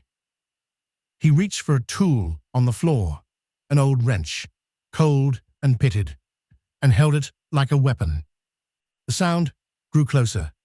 Then a shadow appeared at the door, long and skeletal in the half-light. A figure stepped through. It was human, or something shaped like one. Its skin was pale, almost translucent, veins faintly glowing. Its eyes were dark, but not hollow. It wore a suit, pieced together from scavenged materials. Rubber, steel mesh, fragments of synthetic fabric, long out of use. When it spoke, its voice was quiet, genderless. "You're awake." Edward froze. "Who are you?" The figure tilted its head. "That's the wrong question." "What?" "You should ask when we are." The wrench slipped from his fingers, clanging on the concrete. The sound echoed through the bunker, through the ruins beyond, until it seemed to merge with the faint pulse under the floor, the same rhythmic tremor he'd felt when he first awoke. The figure watched him silently, then extended a hand. "Come with me," it said. "You've been asleep for a very long time." Edward hesitated. The air between them shimmered faintly, like heat distortion. He took the hand. It was colder than ice. "To-do." They led him through the ruins. The bunker opened onto a massive crater field. Jagged rebar jutted from the ground like ribs. Rivers of glass cut through the dust, where lightning had struck again and again. In the distance, a rusted transmission tower leaned toward the horizon. Its cables snapped. Lightning flickered again. Forks of white light crawling horizontally across the sky, like restless serpents. What is this place?" Edward asked. The stranger didn't answer. They reached a ridge. Below it stretched a plain of collapsed skyscrapers, half buried in ash. The horizon glowed faintly, not with sunlight, but radiation. The sky roared without thunder. Edward stared, eyes wide. "It's hell." The stranger turned to him, expression unreadable. "No," they said softly. "This is home." The wind howled through the ruins, carrying echoes of what had once been cities. Edward felt it in his bones, something ancient, cyclic, and alive beneath the devastation. The pulse again, slow, deep, unmistakable. The earth itself was breathing. Chapter 8. They led him through the storm. The path wound between the carcasses of towers and the scorched remains of what must have once been streets. Ash fell like snow, soft, endless, luminous under the electric haze. Each flake left faint phosphorescent trails as it touched the ground. The air was heavy with static. Every breath carried a taste of burnt metal and ozone. The stranger walked ahead, silent and steady, their pale outline rippling through the dust. Edward followed, trying to shield his mouth with his sleeve. "Where are we going?" he asked. "To where people still remember," the stranger said without turning. Edward stumbled on a jagged slab of concrete. "People? You mean?" "Yes, humans." He looked around. "There are others?" The stranger didn't answer. They crossed the threshold of a half-collapsed underpass and descended through a shaft where an elevator once stood. The deeper they went, the darker the world became, until the only light came from the stranger's faintly glowing veins. When they reached the bottom, the air changed. Cooler, thicker. The sound of wind was replaced by the low hum of machinery, still functioning impossibly. A door slid open with a hiss. The chamber beyond was dimly lit by strips of flickering bioluminescent material running along the walls. Shapes moved in the shadows. Figures, human in form but strange in bearing. They were thin, pale, and tall, wrapped in patched garments made from whatever scraps of pre-impact civilization remained. Edward hesitated at the threshold. His rescuer stepped aside, motioning him in. One of the figures approached, a woman with eyes like mercury and hair the color of smoke. Her voice was quiet, but steady. "You found him." The stranger nodded. "He woke by himself." The woman studied Edward for a moment. Her gaze wasn't cruel, just clinical, searching. "You're from before," she said. He blinked. "Before what?" "The fall." Another figure, a man with scarred cheeks and mechanical braces along his neck, spoke from behind her. "He doesn't know. Look at him. He's barely standing." Edward's pulse quickened. "Who are you people?" The woman took a slow breath. "Survivors, descendants of the ones who fled the skies and returned generations later. You shouldn't be alive. And yet, here you are." She turned to the others. "Get him water." They led Edward to a bench near an old terminal. Someone handed him a flask. The water was metallic, but cold. He drank greedily, ignoring the taste. I don't understand," he said when he could speak again. "The last thing I remember was the impact, the light, the fall. I thought I died." "You did," said the man with the neck brace, "or something like it." Edward stared. "That's not possible." The woman sat across from him. "What's your name?" "Edward. Edward Gravis." She nodded slowly. "Then it's true. The records had your name. You were part of the orbital maintenance staff, weren't you, before the collapse?" "How would you know that?" "Because you're the only one who ever came back." Edward's head throbbed. "Back from where?" She didn't answer immediately. Her gaze drifted toward the faintly glowing cables running along the ceiling, pulsing like arteries. The storm that destroyed the world didn't just shatter rock and sky. It bent time itself. When the star fragment struck, it folded the field around the planet. Everything that existed was caught in its resonance. You must have been near one of the nodes when the collapse occurred. "I don't..." She raised a hand, gently. Don't try to understand yet. You've been asleep for centuries. Edward froze. The words hit him harder than any blow. Centuries? The man with the brace gave a dry laugh. More than that. Almost 1,000 years since the skies burned. The clock stopped counting long ago, but the archives say the object hit in year 2076 of the old era. It's now roughly 33 centuries later. Edward's heart pounded. No, that's impossible. The woman's voice softened. So was surviving. They led him through the corridors. The underground compound wasn't a single structure, but a network. Tunnels, chambers, hangars carved into the bones of a forgotten city. Some walls still bore corporate logos, faded to ghosts. Others were reinforced with scavenge plating from fallen satellites. Everywhere Edward looked, he saw signs of adaptation. Machines, powered by strange crystalline cores. Hydroponic vats grown under ultraviolet lights. Children with pale eyes, learning to read from cracked screens. "How many of you are left?" he asked. The woman hesitated. "Here? A few hundred. Across the wastes, maybe a few thousand more. We don't travel much. The storms are too unstable." Storms? "The sky isn't safe," she said simply. "Radiation tides, gravity surges. Sometimes the air folds in on itself. We live where the world holds still the longest." Edward's stomach turned. "What about the oceans, the cities?" "Gone," said the man, "boiled off, sunk, or poisoned. The moon too, shattered by the pull when the fragment hit.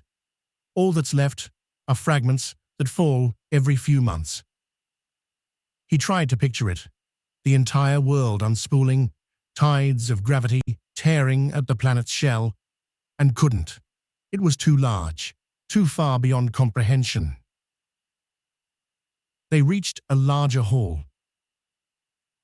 In its center stood an array of relics, broken monitors, cables, a projector still displaying static. On the far wall, painted in black pigment that looked recent, were 4 words. "Remember what we were." Edward stared at them. The woman followed his gaze. "We keep it there for a reason.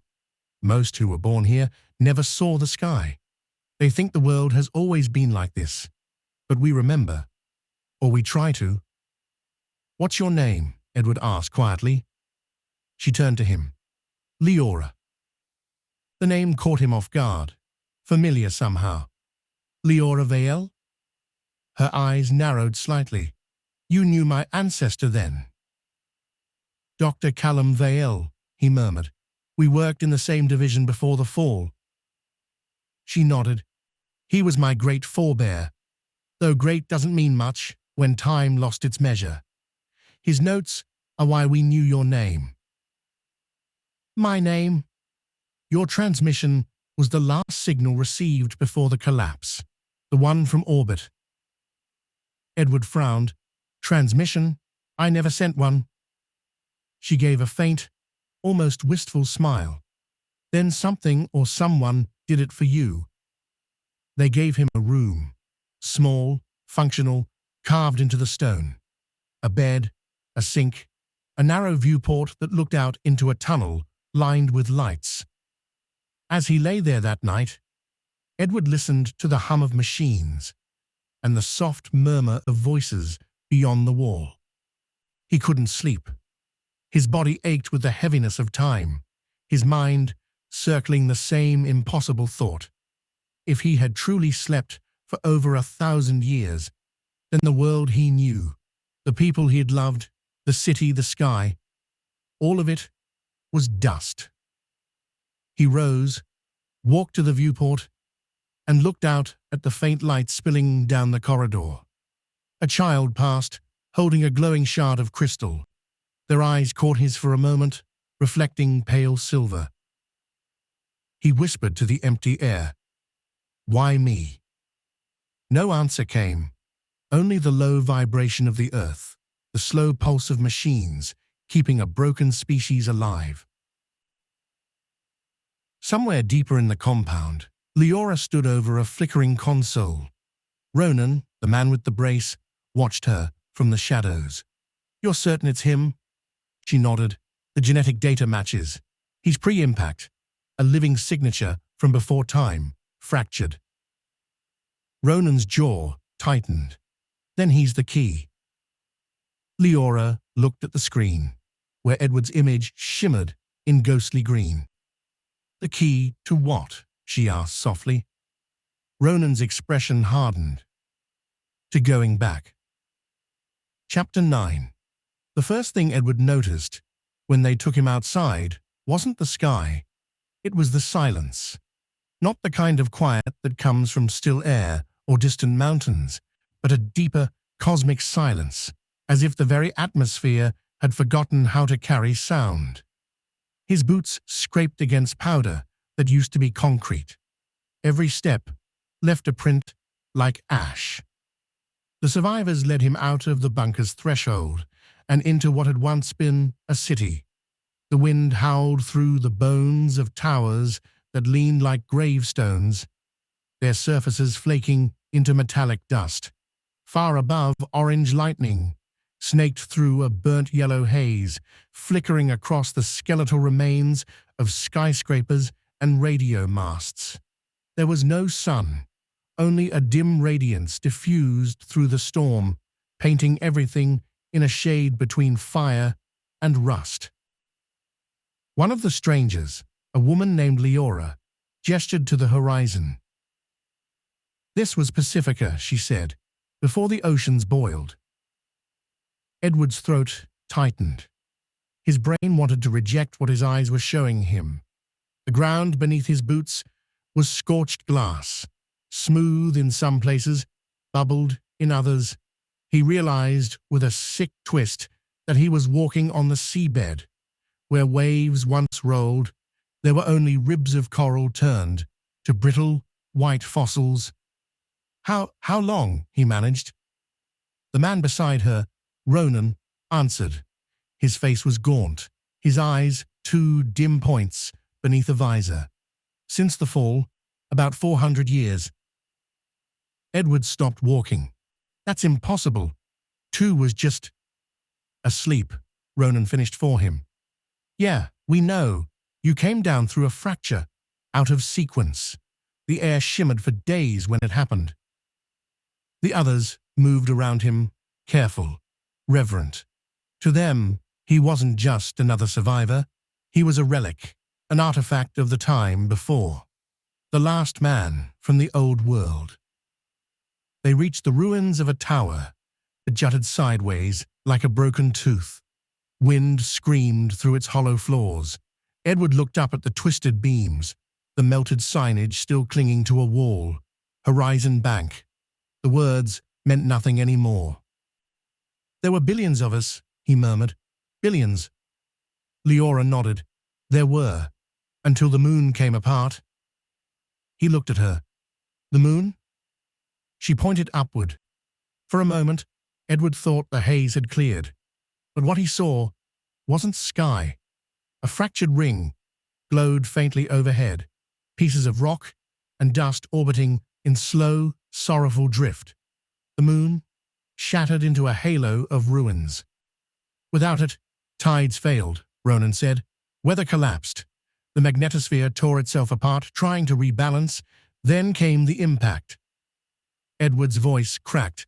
"The comet." "The catalyst," Leora said softly. "You called it that. We call it the undoing." They passed the rusted carcass of a train, its metal warped into ribbons. Farther on, a street frozen in motion.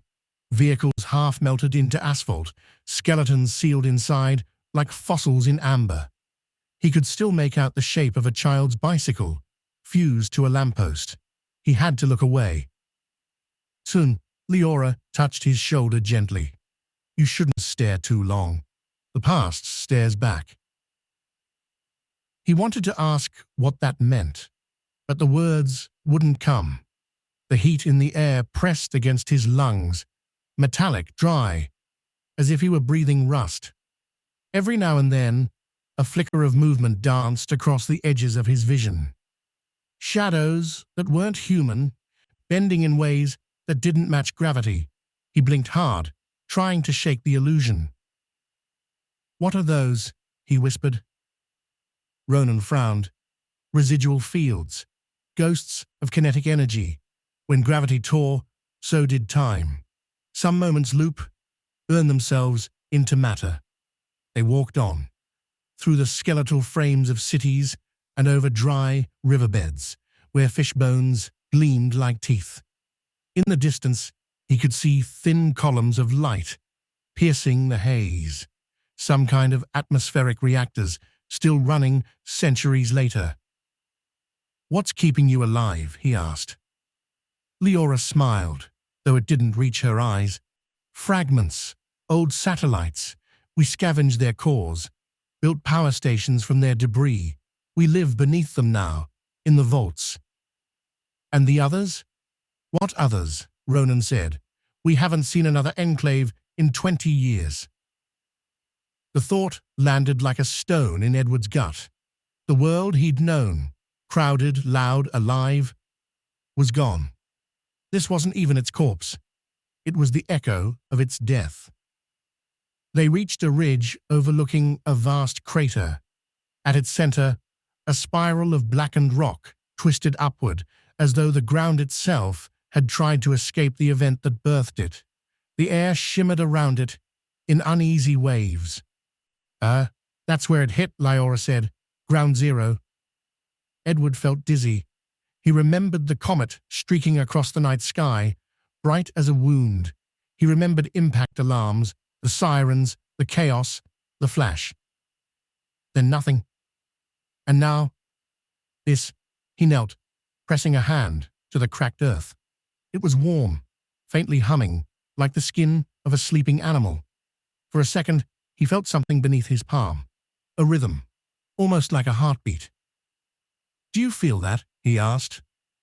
Ronan nodded grimly. "The core still burns. Gravity never settled. The world's caught between pull and release. Some days we lose hours. Sometimes whole weeks disappear." Edward stood slowly. The crater pulsed faintly, a light blooming deep below the surface. He thought of the fracture that had brought him here, the way the world had torn open to swallow him. He was part of this imbalance now, maybe even the cause. "Why show me this?" he asked. "Because you need to understand what's at stake," Leora said, "before you see what we've built." "What's left of Earth," Ronan added, "is dying. But we found a way to speak to what came before." Edward turned toward him, the sky bleeding orange across his reflection in the man's visor. "You mean time travel?" "Not travel," Ronan said. "Transmission." They started back toward the bunker, their figures small against the vast, wounded world. Behind them, the crater glowed faintly, its light swallowed by the haze. Above, the shattered moon cast its broken halo across the dead planet, the remains of Earth whispering like static through the wind. And Edward, walking through the ruins of his own century, began to understand why he had been brought back. Chapter 10. Rewritten with corrected names, Leora Vale and Ronan Keir. They gathered that night around a reactor coil that hummed low beneath the bunker floor. The amber light it threw made every face look carved from memory. Monitors, scavenged and patched, glowed with static and flicker. Data skeletons of a world that once ran on certainty. People sat close to the warmth, because warmth meant something like safety in a place that had forgotten how to be kind. Edward sat among them, still wearing the scorched fabric of the jumpsuit that had failed to keep him safe. He held the metal cup they gave him as if it were a relic. The water inside tasted like filtered dust. Across from him, Ronan Keir traced a map on a cracked slate, the lines illuminated by the coil's soft pulse. Leora Vale stood nearby, a small figure made sharper by the dim light, her eyes reflecting schematics like distant stars. "So tell me," Edward said finally, "how it happened. All of it. Tell me the truth of the fall." Ronan didn't answer for a long moment. When he did, his voice had the flatness of someone who had said the same thing too many times. "It doesn't start with a single flash," he said. "It was a chain." Leora moved and sat beside him, fingers folded. "We used to tell ourselves the fall was an accident, an impactor from the deep, a freak of chance. That's easier to understand, simpler to forgive. But the truth is a little more patient and cruel. It began when your era learned to bend gravity in ways no mind had been made to hold." Edward felt the word bend inside him. "Your era." "You mean the resonance drives," he said. The name slid out like something he'd rehearsed and then forgotten. Ronan nodded. "Prototype drives at first, propulsion and field manipulation. The dream was reasonable, shorter transit times, harness fields for orbit correction. But you never stop with a tool. Someone always asks if they can make it bigger, sharper, more precise. Equations became reach. Machines were driven beyond their safety envelopes. A field misfire in the outer system was the beginning." Leora tapped the display, and the map changed, rings expanding outward, overlays of orbital mechanics and collapse spirals. "One malfunction," she said, and the distortion propagated. Magnetic fields twisted. Planetary harmonics that had sung for 4 billion years were knocked out of tune. Outer giant planets, Jupiter, Saturn, shifted subtly at first, then violently. Rings collapsed inward. A cascade followed. None of it obeyed scale. The mass of distortions rode the system like wind. Edward stared at the screen until the lines crawled. "Are you saying the drives caused planets to die?" "That's what the records and the ashes tell us," Ronan said. "Not a single comet by itself, but a chorus of instability. Your machines lit a fuse across the solar lattice. The fragment, what you remember as the impactor, wasn't a random rock. It was a torn piece of that lattice, a shard of collapsed field and alloy, carrying with it every residual distortion it had touched. It came home. And when it struck," Leora whispered, "it did not only strike matter, it struck the relationships between orbits, the balances that had governed tides and rotations. The moon, our moon, could not hold. It lost cohesion, pieces unspooled. Tidal harmonics broke. Oceans boiled away in bewildering hours. Atmospheres changed. Magnetospheres tore at the seams. Planets fell out of rhythm with one another until the whole system tilted and the math failed." Edward's hands curled around the cup until the metal creaked. "But we had containment protocols. We had fail-safes." "You did," Ronan said, "but fail-safes assume localized failure, not systemic resonance. The more you tried to suppress one effect, the more you fed another. Detonations in orbit only fed the feedstock. Kinetic strikes turned into energy sinks. Fields collapsed into each other. The physicists became the agents of acceleration without meaning to. You lit a bonfire with a library of matches." Around the reactor, faces were old, with history. The children who had been raised in the vaults leaned forward as if they could catch the syllables and stitch them into something that would mean more than explanation. Something like culpability, perhaps, or the balm of understanding. Leora's jaw was rigid. When the stations in orbit failed, when solar arrays came down like dead wings, those who survived tried to return. They clung to the crust with every scrap they had. We learned to live under the land, to drink steam, to coax power from satellites' corpse cores. We built sanctuaries in caverns and in the ribs of half-melted towers. We bound together by scavenging memory cores and burying them like bones so the next generation might remember. Ronan swiped the slate, and the map switched to a lattice of tunnels and vaults, nodes glowing faintly where life pulsed. There were hundreds of enclaves, he said. We counted hundreds. There are 6 left that matter now. Supply lines broke. Mutations crept in. Time became a thing that slipped. People left and forgot where they'd gone. Weeks vanishing between waking and sleep. We adapted, or we died. Edward swallowed. You said you've been building something, he said. A transmitter. Leora's eyes softened a fraction. We call it the time equation. Though equation is only polite shorthand for what it really is. A machine that exploits the fractures, nodes where causality thins, and threads information back along an entangled channel. We've been working on it for a long time. We learned to speak to the creases in time by listening to everything the fragment left behind. Ronan's mouth tightened. Most of our scientists believed it a dream. We turned dreams into schematics. We rebuilt quantum arrays from salvaged satellite cores. We ran tests that cost us whole fields of habitat. The signal strengths required are ridiculous by your standards.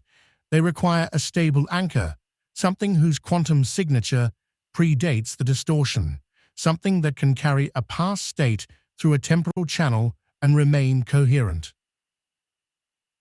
Edward's fingers went numb. You mean, you're the anchor, Leora finished for him. The resonance of your biology, your neural patterns, untouched by the systemic distortion, still aligns with the pre-collapse frequency. We've simulated it 1,000 ways. Your pattern is stable. It can seed a backward transmission and be recognized. Ronan's voice grew quiet. We want to send them a map, the math, the corrected field parameters, instructions on how not to make the same mistake.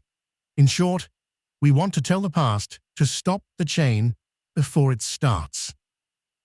A low silence settled. The hum from the reactor folded over itself like breath. Edward thought of the early broadcasts, of missiles arcing into black and being swallowed. He thought of the crowds on rooftops, the last night recordings, and the moment the sky opened. If it works, he asked, his voice small in the bunker's ribs, what happens to you, to this timeline? Leora's eyes were steady when she answered. If it works, this future unhappens. The faults are never introduced. The sequence we live through never occurs. We, your hosts, will be erased from existence. The people in these tunnels, the children, even the artifacts we kept, they will never have had a reason to exist. She said the next words like a benediction. They will never be born. Ronan rubbed his forehead. We don't gloss it with metaphors. If it succeeds, we vanish. Our pain, our days, the entire archive of this survival, gone. But the planet you remember will remain. The moon will hold. The oceans will keep their rhythm. People who never had to learn to live in caverns will exist. That's the calculus.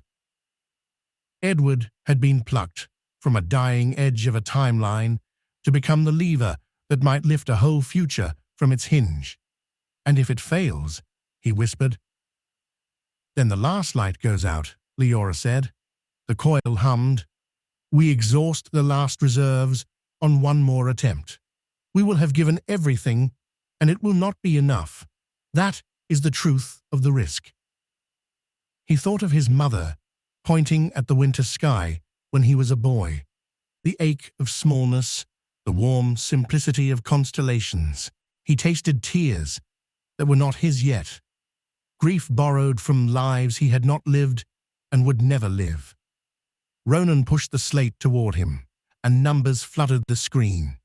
Field matrices, nodal coordinates, wave function diagrams annotated, in a hand that had become a language of survival. Shh. We found nodes, Ronan said, places where the fracture loop's narrow enough for a message to pass. We can modulate a gravimetric code to carry information. But the anchor, we can't replicate it. Biological entanglement is precise. You are unique. You're not chosen because you're heroic. You're chosen because you're compatible. Edward set his palms against the cold metal of the table. The idea of carrying the history of ruin back into the past hung like a promise and a threat both. He thought of vanishing. He thought of everyone in the bunker sleeping to a future that might be folded away. He felt his life stretch odd and thin, like a wire pulled across centuries. "Show me," he said. Leora's face did not smile. She only inclined her head and rose. "We will," she said, "but first, you need to understand the mechanism. Knowledge without context kills faster than ignorance sometimes. We'll teach you the math the way they taught it before, by making you listen to the music of the fields." Ronan tapped a sequence, and the projector blinked. Blue lines carved arcs in the air, fields bending, lattices of force illustrated like constellations.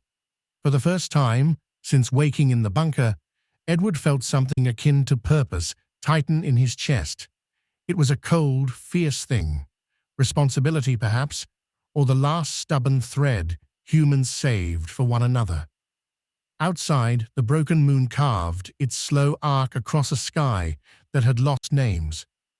Inside, by the modest glow of a reactor that had burned for centuries, people who'd been given only the ash of a world prepared to give it all back in hopes someone centuries sooner would choose differently. Edward looked at Leora and Ronan, at the faces of those who had survived by scavenging the dead heavens, and understood the geometry of the choice. Reverse the fall, and all these lives vanish.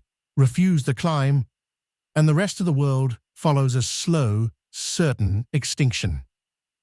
He closed his eyes and said softly, "Then let's build the transmitter." The hum under the bunker deepened, an animal waking to its last long labor.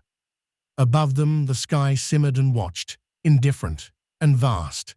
They set to work, and the last living anchor of the old sequence began to learn how to carry a future out of memory and send it back to where it might do the most good. Chapter 11. The chamber hums like a living thing. Edward stands in the center of it, surrounded by the last scientists of Earth Gaunt, pale silhouettes lit by the pulse of dying machines.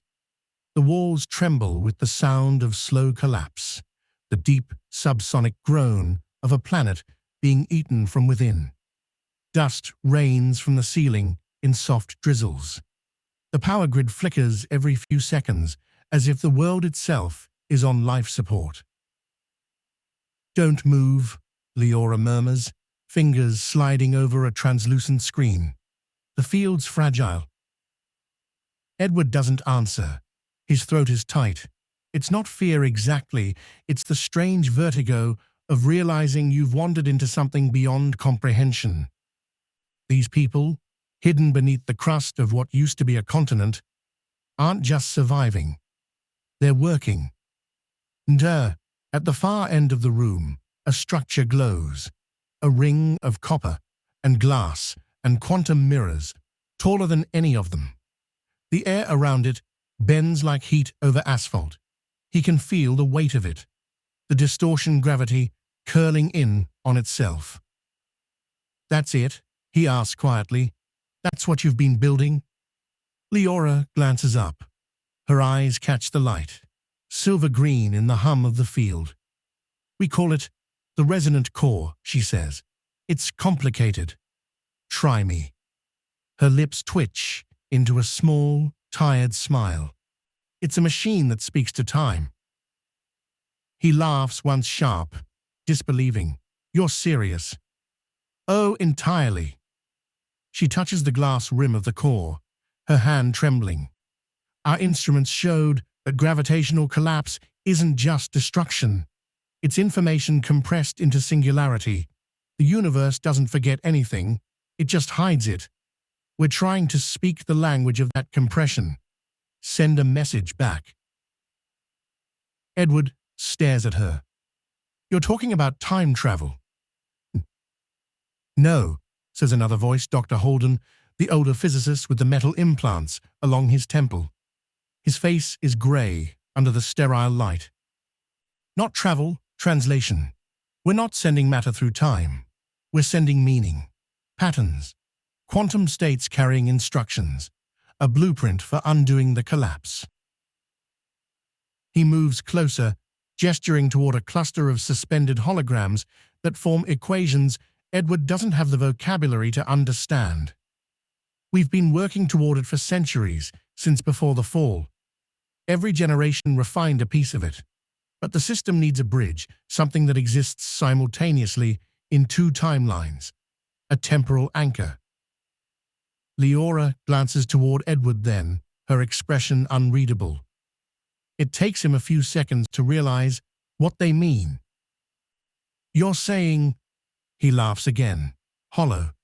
You think that's me? You fell through the fracture, Leora says softly.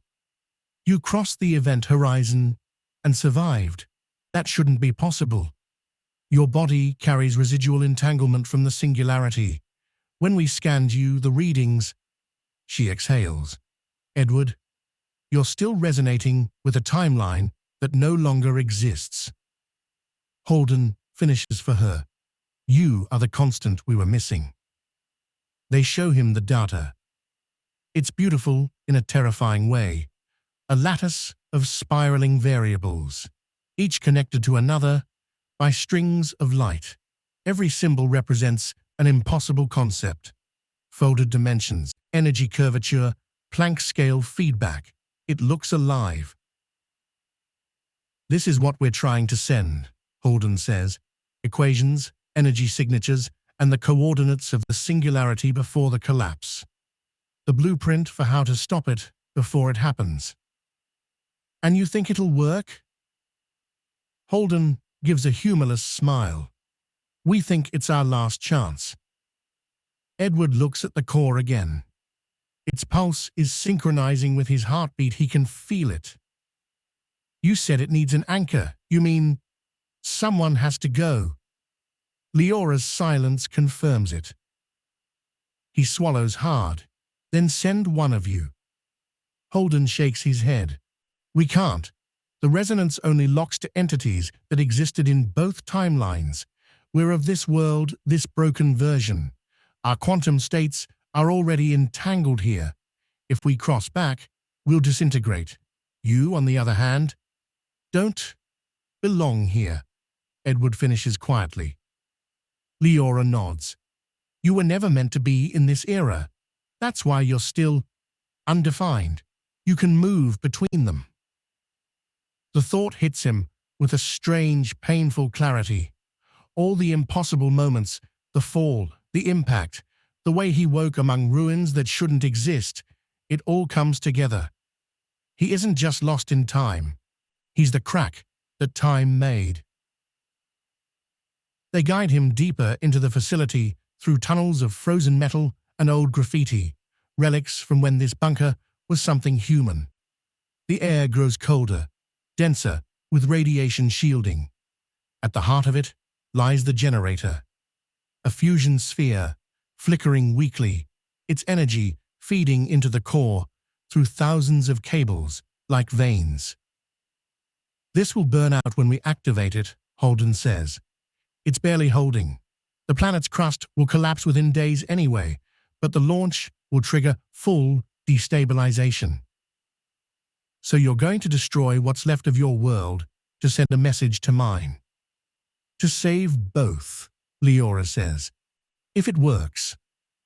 If it works, Edward echoes. She looks at him, and for the first time, her composure falters. You're afraid. Wouldn't you be? Of course, she says quietly, but fear means you still believe something's worth losing. He spends the night awake in the barracks if it's still night down here. The air vibrates faintly from the generators. He studies the cracked ceiling, the faint hum of the world dying above. His hands tremble when he holds them up. He wonders if his past self, the version of him still alive before the impact is out there, right now, oblivious. Maybe that's who they're trying to reach. When Leora finds him, hours later, she's holding a small object, a pendant made of layered glass and metal. Inside it, something flickers faintly, a compressed data crystal. This is what you'll carry, she says. It holds the codes, the formulas, everything we've built toward. It's not just science, it's memory, the sum of who we were. Edward takes it carefully. Feels too small for all that. She almost smiles. So does a human brain. He looks at her. Why me, Leora? You could have chosen anyone. You could have built another way. She shakes her head. There isn't another way. We've been waiting centuries for something impossible. And then you fell from the sky. When the team assembles, the core glows brighter than ever, like a miniature star caged in steel. The temperature drops as its energy spikes.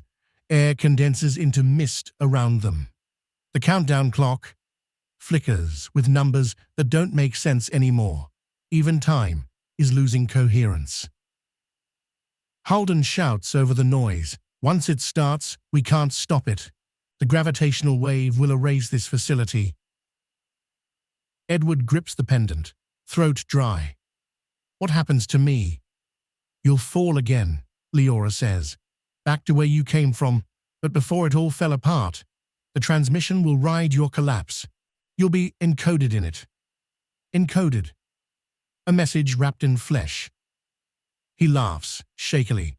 That's poetic. It's cruel, she corrects softly. The machine wakes like a god remembering itself. The core blossoms open, petals of light unfolding. Quantum mirrors shiver. The air bends, and Edward feels the tug again, that impossible pull in his stomach, like gravity remembering his name. Everything blurs. The scientists shouting, alarms screaming, numbers cascading across the air in white fire. Leora moves toward him through the chaos, her hair whipping in the surge. Edward, if you find him, who? Dr. Callum Vale, she shouts. He was one of the original physicists before the fall. He'll understand the data. Find him. Wait. She grabs his hand. Don't waste it. Then the light swallows her. The core implodes, and the world tears apart. Edward screams as the singularity unfolds inside him. The sensation isn't pain, it's erasure. He's dissolving, every molecule disassembling into light. The last thing he feels is the cold weight of the pendant pressed to his chest. For a heartbeat, he sees everything. The dying earth, collapsing inwards. The storm of plasma, consuming the sky. The frozen faces of the scientists watching their creation bloom. Then the light folds inward, backward, through the fracture that once pulled him here. Time reverses its breath. And Edward falls again. Not down, not through, but back. When he wakes, it's raining. The air is clean. The sky above is grey, not black.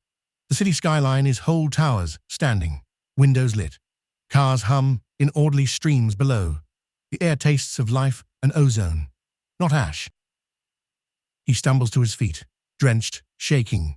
The pendant still glows faintly under his shirt.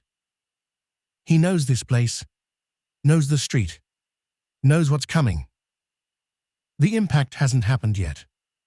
The world is still alive. Edward breathes, the realization cutting through the fog. He made it. But the sky above him shimmers faintly, a dark ripple across the clouds, like a shadow remembering its future.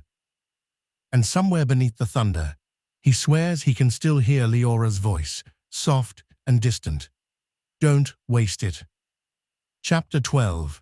The world is ending quietly. There's no cataclysm this time, no firestorm or shattering crust. The planet is simply emptying itself, bleeding light through fractures that cut across the horizon. In the hours after the core's activation, the sky above the bunker split into three distinct colors: bruised violet, furnace red, and ash white, all rotating around a dim gravitational halo where the moon used to be. The survivors gather on the observation ridge above the facility, wrapped in thermal layers and silence. They've seen the data. They know what's coming. The crust beneath them is liquefying. Tectonic stress has passed the threshold. They will not see another dawn. But they're calm. It's strange, Edward thinks. He expected terror. Instead, there's this reverence. The scientists speak to one another softly, as though standing at a funeral for a god they once loved. The machines hum below them, keeping the resonant core alive for just a few more hours. He looks down at the pendant in his hand. Inside, the quantum filament glows, a piece of Earth's final intelligence, the last calculation of a dying civilization. Its weight feels unbearable, not because it's heavy, but because it means everything. Leora finds him near the edge, where the bunker's dome meets the open sky. Her face is pale, wind-scoured. The stormlight paints her hair in gold and rust. "They're ready," she says. Edward turns to her. "How long?" 3 hours, maybe less. "And after that?" She studies the horizon. "After that, there's nothing left to fall." They descend into the bunker, together, step by step, through corridors that buzz with dying power. The lights flicker blue-white, painting them in strobes. Edward catches his reflection in the metal walls, gaunt, hollow-eyed, older somehow. Time doesn't behave right here anymore. The farther they go, the more the air hums with static. When they reach the preparation chamber, Holden is already there, hunched over the control interface. His breath rasps through the respirator. Cables snake across the floor into the core's final containment ring, the same chamber where Edward first saw it open. Except now it looks different. Its glow has deepened to a violent, ultraviolet pulse, almost alive. Each beat of light sends a tremor through the floor. Holden doesn't look up. "We've mapped your trajectory," he says. "It should return you to the moment you first fell. Temporal coordinates match the event horizon's signature." "Should," Edward repeats. "That's not the most reassuring word." Holden gives a thin smile. "It's all we've ever had." He gestures toward a series of holographic diagrams hovering over the console, an intricate spiral of energy patterns. The core will use the fusion sphere's last charge to collapse the singularity. That energy will tear open a tunnel across the temporal field. The pendant contains the key. When it activates, it will seek resonance with its origin timeline. That's your path home. Edward steps closer. "And you?" Holden finally looks at him. His eyes are bloodshot, half blind. "We'll burn with the machine. Our matter's bound to this era. If we cross that threshold, we disintegrate. Our timeline can't survive the correction." "So you're staying to die?" Holden's smile fades. "We're staying to finish the story." They spend the remaining hours in what feels like sacred ritual. Each of the survivors comes to Edward in turn: engineers, archivists, geneticists, children of dust and stone. They touch his hand, press trinkets into his palm: a scrap of cloth, a shard of glass, a copper circuit plate engraved with their names, proof that they lived. He pockets them one by one, unable to refuse. When Leora approaches last, she's holding something small and fragile, A vial of soil. Dark, real soil. This was from the surface years ago, she says. The last patch that could still grow anything. I wanted you to take it. He stares at it. You want me to bring dirt back in time? She smiles faintly. Seeds need ground, even if it's just memory. The core's activation countdown begins. The hum deepens into a seismic vibration, shaking dust from the ceiling. Holden and his team work like ghosts, hands moving through holographic interfaces, voices low and steady. The core's light swells until it's hard to look at directly. Edward stands at the threshold platform, heart pounding. He feels the heat, the static, the tremor in his bones. The pendant glows at his chest, its pulse syncing with the core's rhythm. This is it, Holden calls out. Once we trigger it, there's no recall. The singularity will take everything. Edward nods, his throat tight. You're sure it'll work? Holden doesn't answer immediately. Then quietly, no, but we believe. The sound changes a deep, resonant tone that doesn't belong to any machine. It's as if the air itself is vibrating with intention. The walls bend inward, light warping like glass under heat. Edward staggers, gripping the railing. Leora moves to him. Her voice trembles, not with fear, but urgency. When you get there, I find Vale. I know. He'll know what to do with the data. Don't tell him everything he won't believe you. Give him proof first. Proof? The quantum harmonics in the equations. They match pre-impact readings. Once he sees that, he'll listen. He nods. And you? She hesitates. Her eyes are bright, with tears that never quite fall. I'll be here when it ends. He wants to say something, anything, but words feel like fragile things, unworthy of this moment. He reaches for her hand instead. Her fingers are cold, trembling. They stay like that, in silence, until Holden shouts from the console, "Energy critical, initiate sequence." The core blossoms. Light spills in layers blue, then white, then a color Edward can't name. The air folds inward. The entire bunker trembles as gravity begins to tilt. Reality bends around the core's center, pulling toward an impossible point. Edward steps forward onto the platform. The pendant flares, responding to the field. His chest tightens, lungs collapsing against invisible pressure. He feels every atom in his body stretch, elongate, unravel. Leora's voice cuts through the noise. Edward. He looks back. She's a silhouette in the glare, hair whipping in the storm of radiation. You were never supposed to be here, she calls, but maybe that's why you can change it. He opens his mouth to answer, but the air vanishes. The core ignites.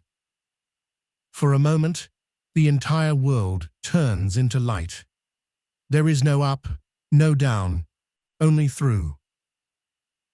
He feels himself stretched across centuries, through the ruin of cities, through oceans evaporating into dust, through the thin skeletons of satellites drifting like relics around a cold planet. Time folds like paper, creasing backward. He passes the fall, the silence, the long decay. He hears the echoes of the core collapsing, the last cries of the bunker, the thunder of the crust imploding. Then silence, a breath, and falling. He lands, hard, gasping on cold stone. The air tastes different, wet, oxygen-rich. He's lying on the floor of an alley, rain trickling down the back of his neck. Somewhere nearby, car horns echo. People shout, electricity hums. Civilization, life. He sits up slowly. The skyline towers above him, alive with light. Glass windows shimmer with neon reflections. The air carries no ash, no static, no tremor of planetary collapse. The sound of rainfall feels impossibly normal. He looks at his hands. The skin is the same. The pendant is still glowing faintly. He's home. For a long time, Edward just kneels there, breathing in the scent of wet concrete and exhaust. Every detail feels sacred. The pulse of the city, the texture of the rain, the warmth in his chest, a heartbeat sinking again with a living world. He looks up. High above, breaking through the cloud cover, he sees it, a shimmer of dark metal gliding across the stratosphere. Not a plane, not yet. The fragment, the same celestial object whose impact will end everything. It's already on its way. Edward closes his eyes. Leora's final words echo through the static of memory. Don't waste it. Chapter 13. The air in the underground lab is heavy, humming faintly with the pulse of old fusion conduits. Edward stands beneath a half-collapsed arch of steel, surrounded by the whispering breath of machines that should not still be alive. Leora adjusts a projector plate, and a lattice of blue equations rises into the air, flickering like a fragile aurora. "This is it," she says, her voice taut, reverent. The culmination of 217 years of work. The last message humanity can send. Edward stares at the data, lines of physics that look more like scripture than numbers. His body still aches from the temporal instability that brought him here. Sometimes he can feel the world sliding around him, as if it hasn't entirely decided he belongs. "What am I looking at?" he asks quietly. Dr. Ishan folds his arms, the pale light cutting across the scars on his neck. The correction to the collapse equation, what you'd call the gravitational constant, it changed during the singularity. We've been trying to restabilize it ever since. Leora gestures through the light. The equations twist into shape. Orbit maps, energy codes, coordinates, spinning across galaxies. The collapse wasn't just physical, she says. It fractured the timeline itself. When the singularity detonated, time stopped being one river. It splintered into deltas, currents feeding back into one another. Edward exhales. "You're saying time broke?" "Not broke," Ishan murmurs. "Folded." The word chills him.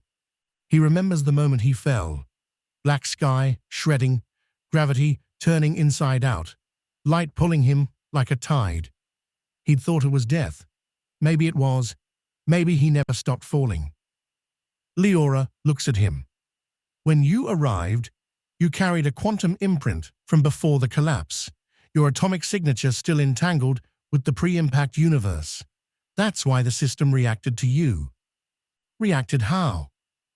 "The machine stabilized," she says softly. "For the first time in centuries, it didn't fail." He stares at her. "You're telling me I'm some kind of temporal key?"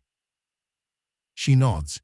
"You are the anchor, the link we needed to transmit information backward through the fracture." Edward turns toward the glowing equations. They seem to pulse in response, the symbols bending slightly, as if aware. "And what happens when you send this message?"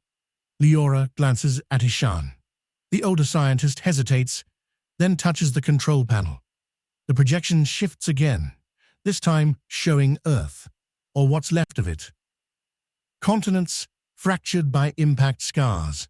Oceans boiled into clouds of steam. The world looks like it's breathing smoke. "Teet, if the data makes it back," Ishan says, "it could prevent all this. Recalculate the energy fields around the fragment. Adjust the resonance weapon's firing sequence before it collapses." Edward's voice is quiet. "And if it doesn't?" Leora looks away. Then the human story ends here. A long silence stretches between them, broken only by the thrum of old power lines deep in the walls. He finally asks, "You said you've been working on this for 2 centuries. Why me? Why not send one of you back?" Leora's eyes are tired, ancient.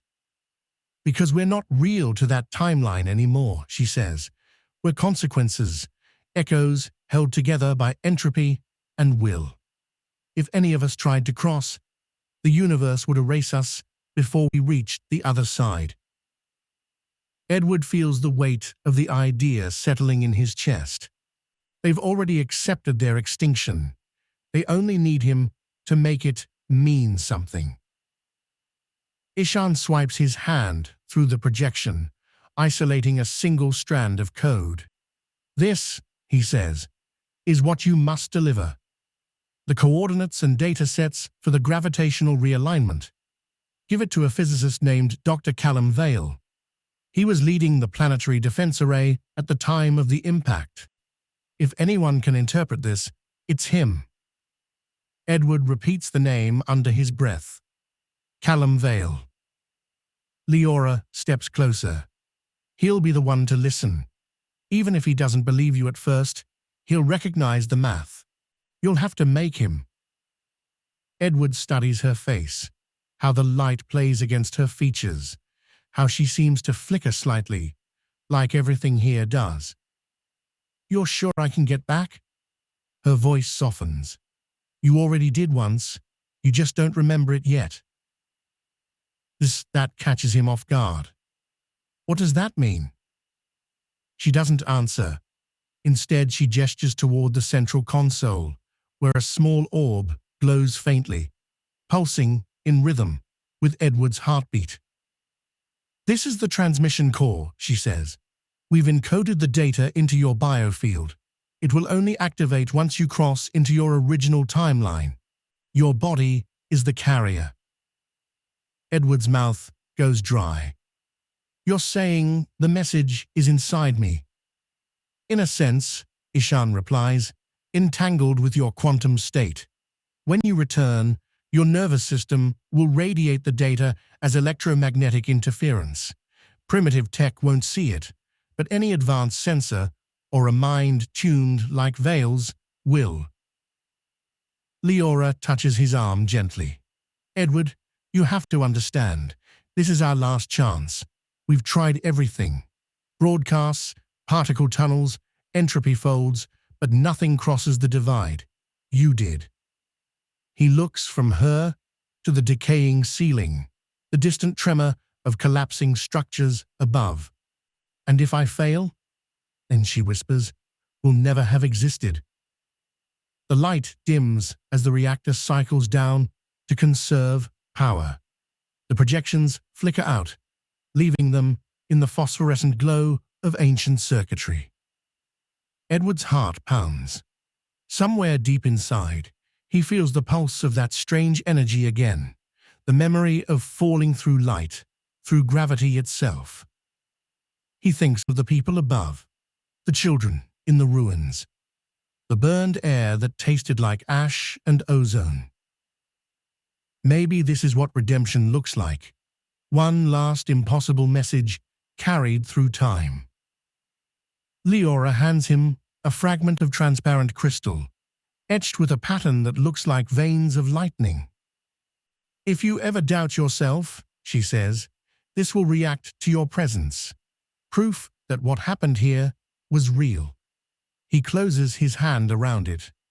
The crystal warms, glowing faintly between his fingers. Ishan's voice breaks the silence. "We'll begin calibrations in 12 hours. Get some rest. You'll need it." Edward nods numbly, turning away. But as he walks toward the corridor, he hears Leora's voice, soft, almost lost in the hum of the dying world. "Time doesn't remember kindness, Edward," she says. "Only consequence. Make sure ours mattered." He stops, looks back, but she's already turned away, adjusting the controls, light spilling across her face like dawn in a place that hasn't seen sunlight in generations. And for the first time, Edward truly feels the weight of what he's carrying. Not just data, not just equations, but the memory of everything humanity once was and might still be if he succeeds. Thank you for joining us on this journey. Until next time, stay safe.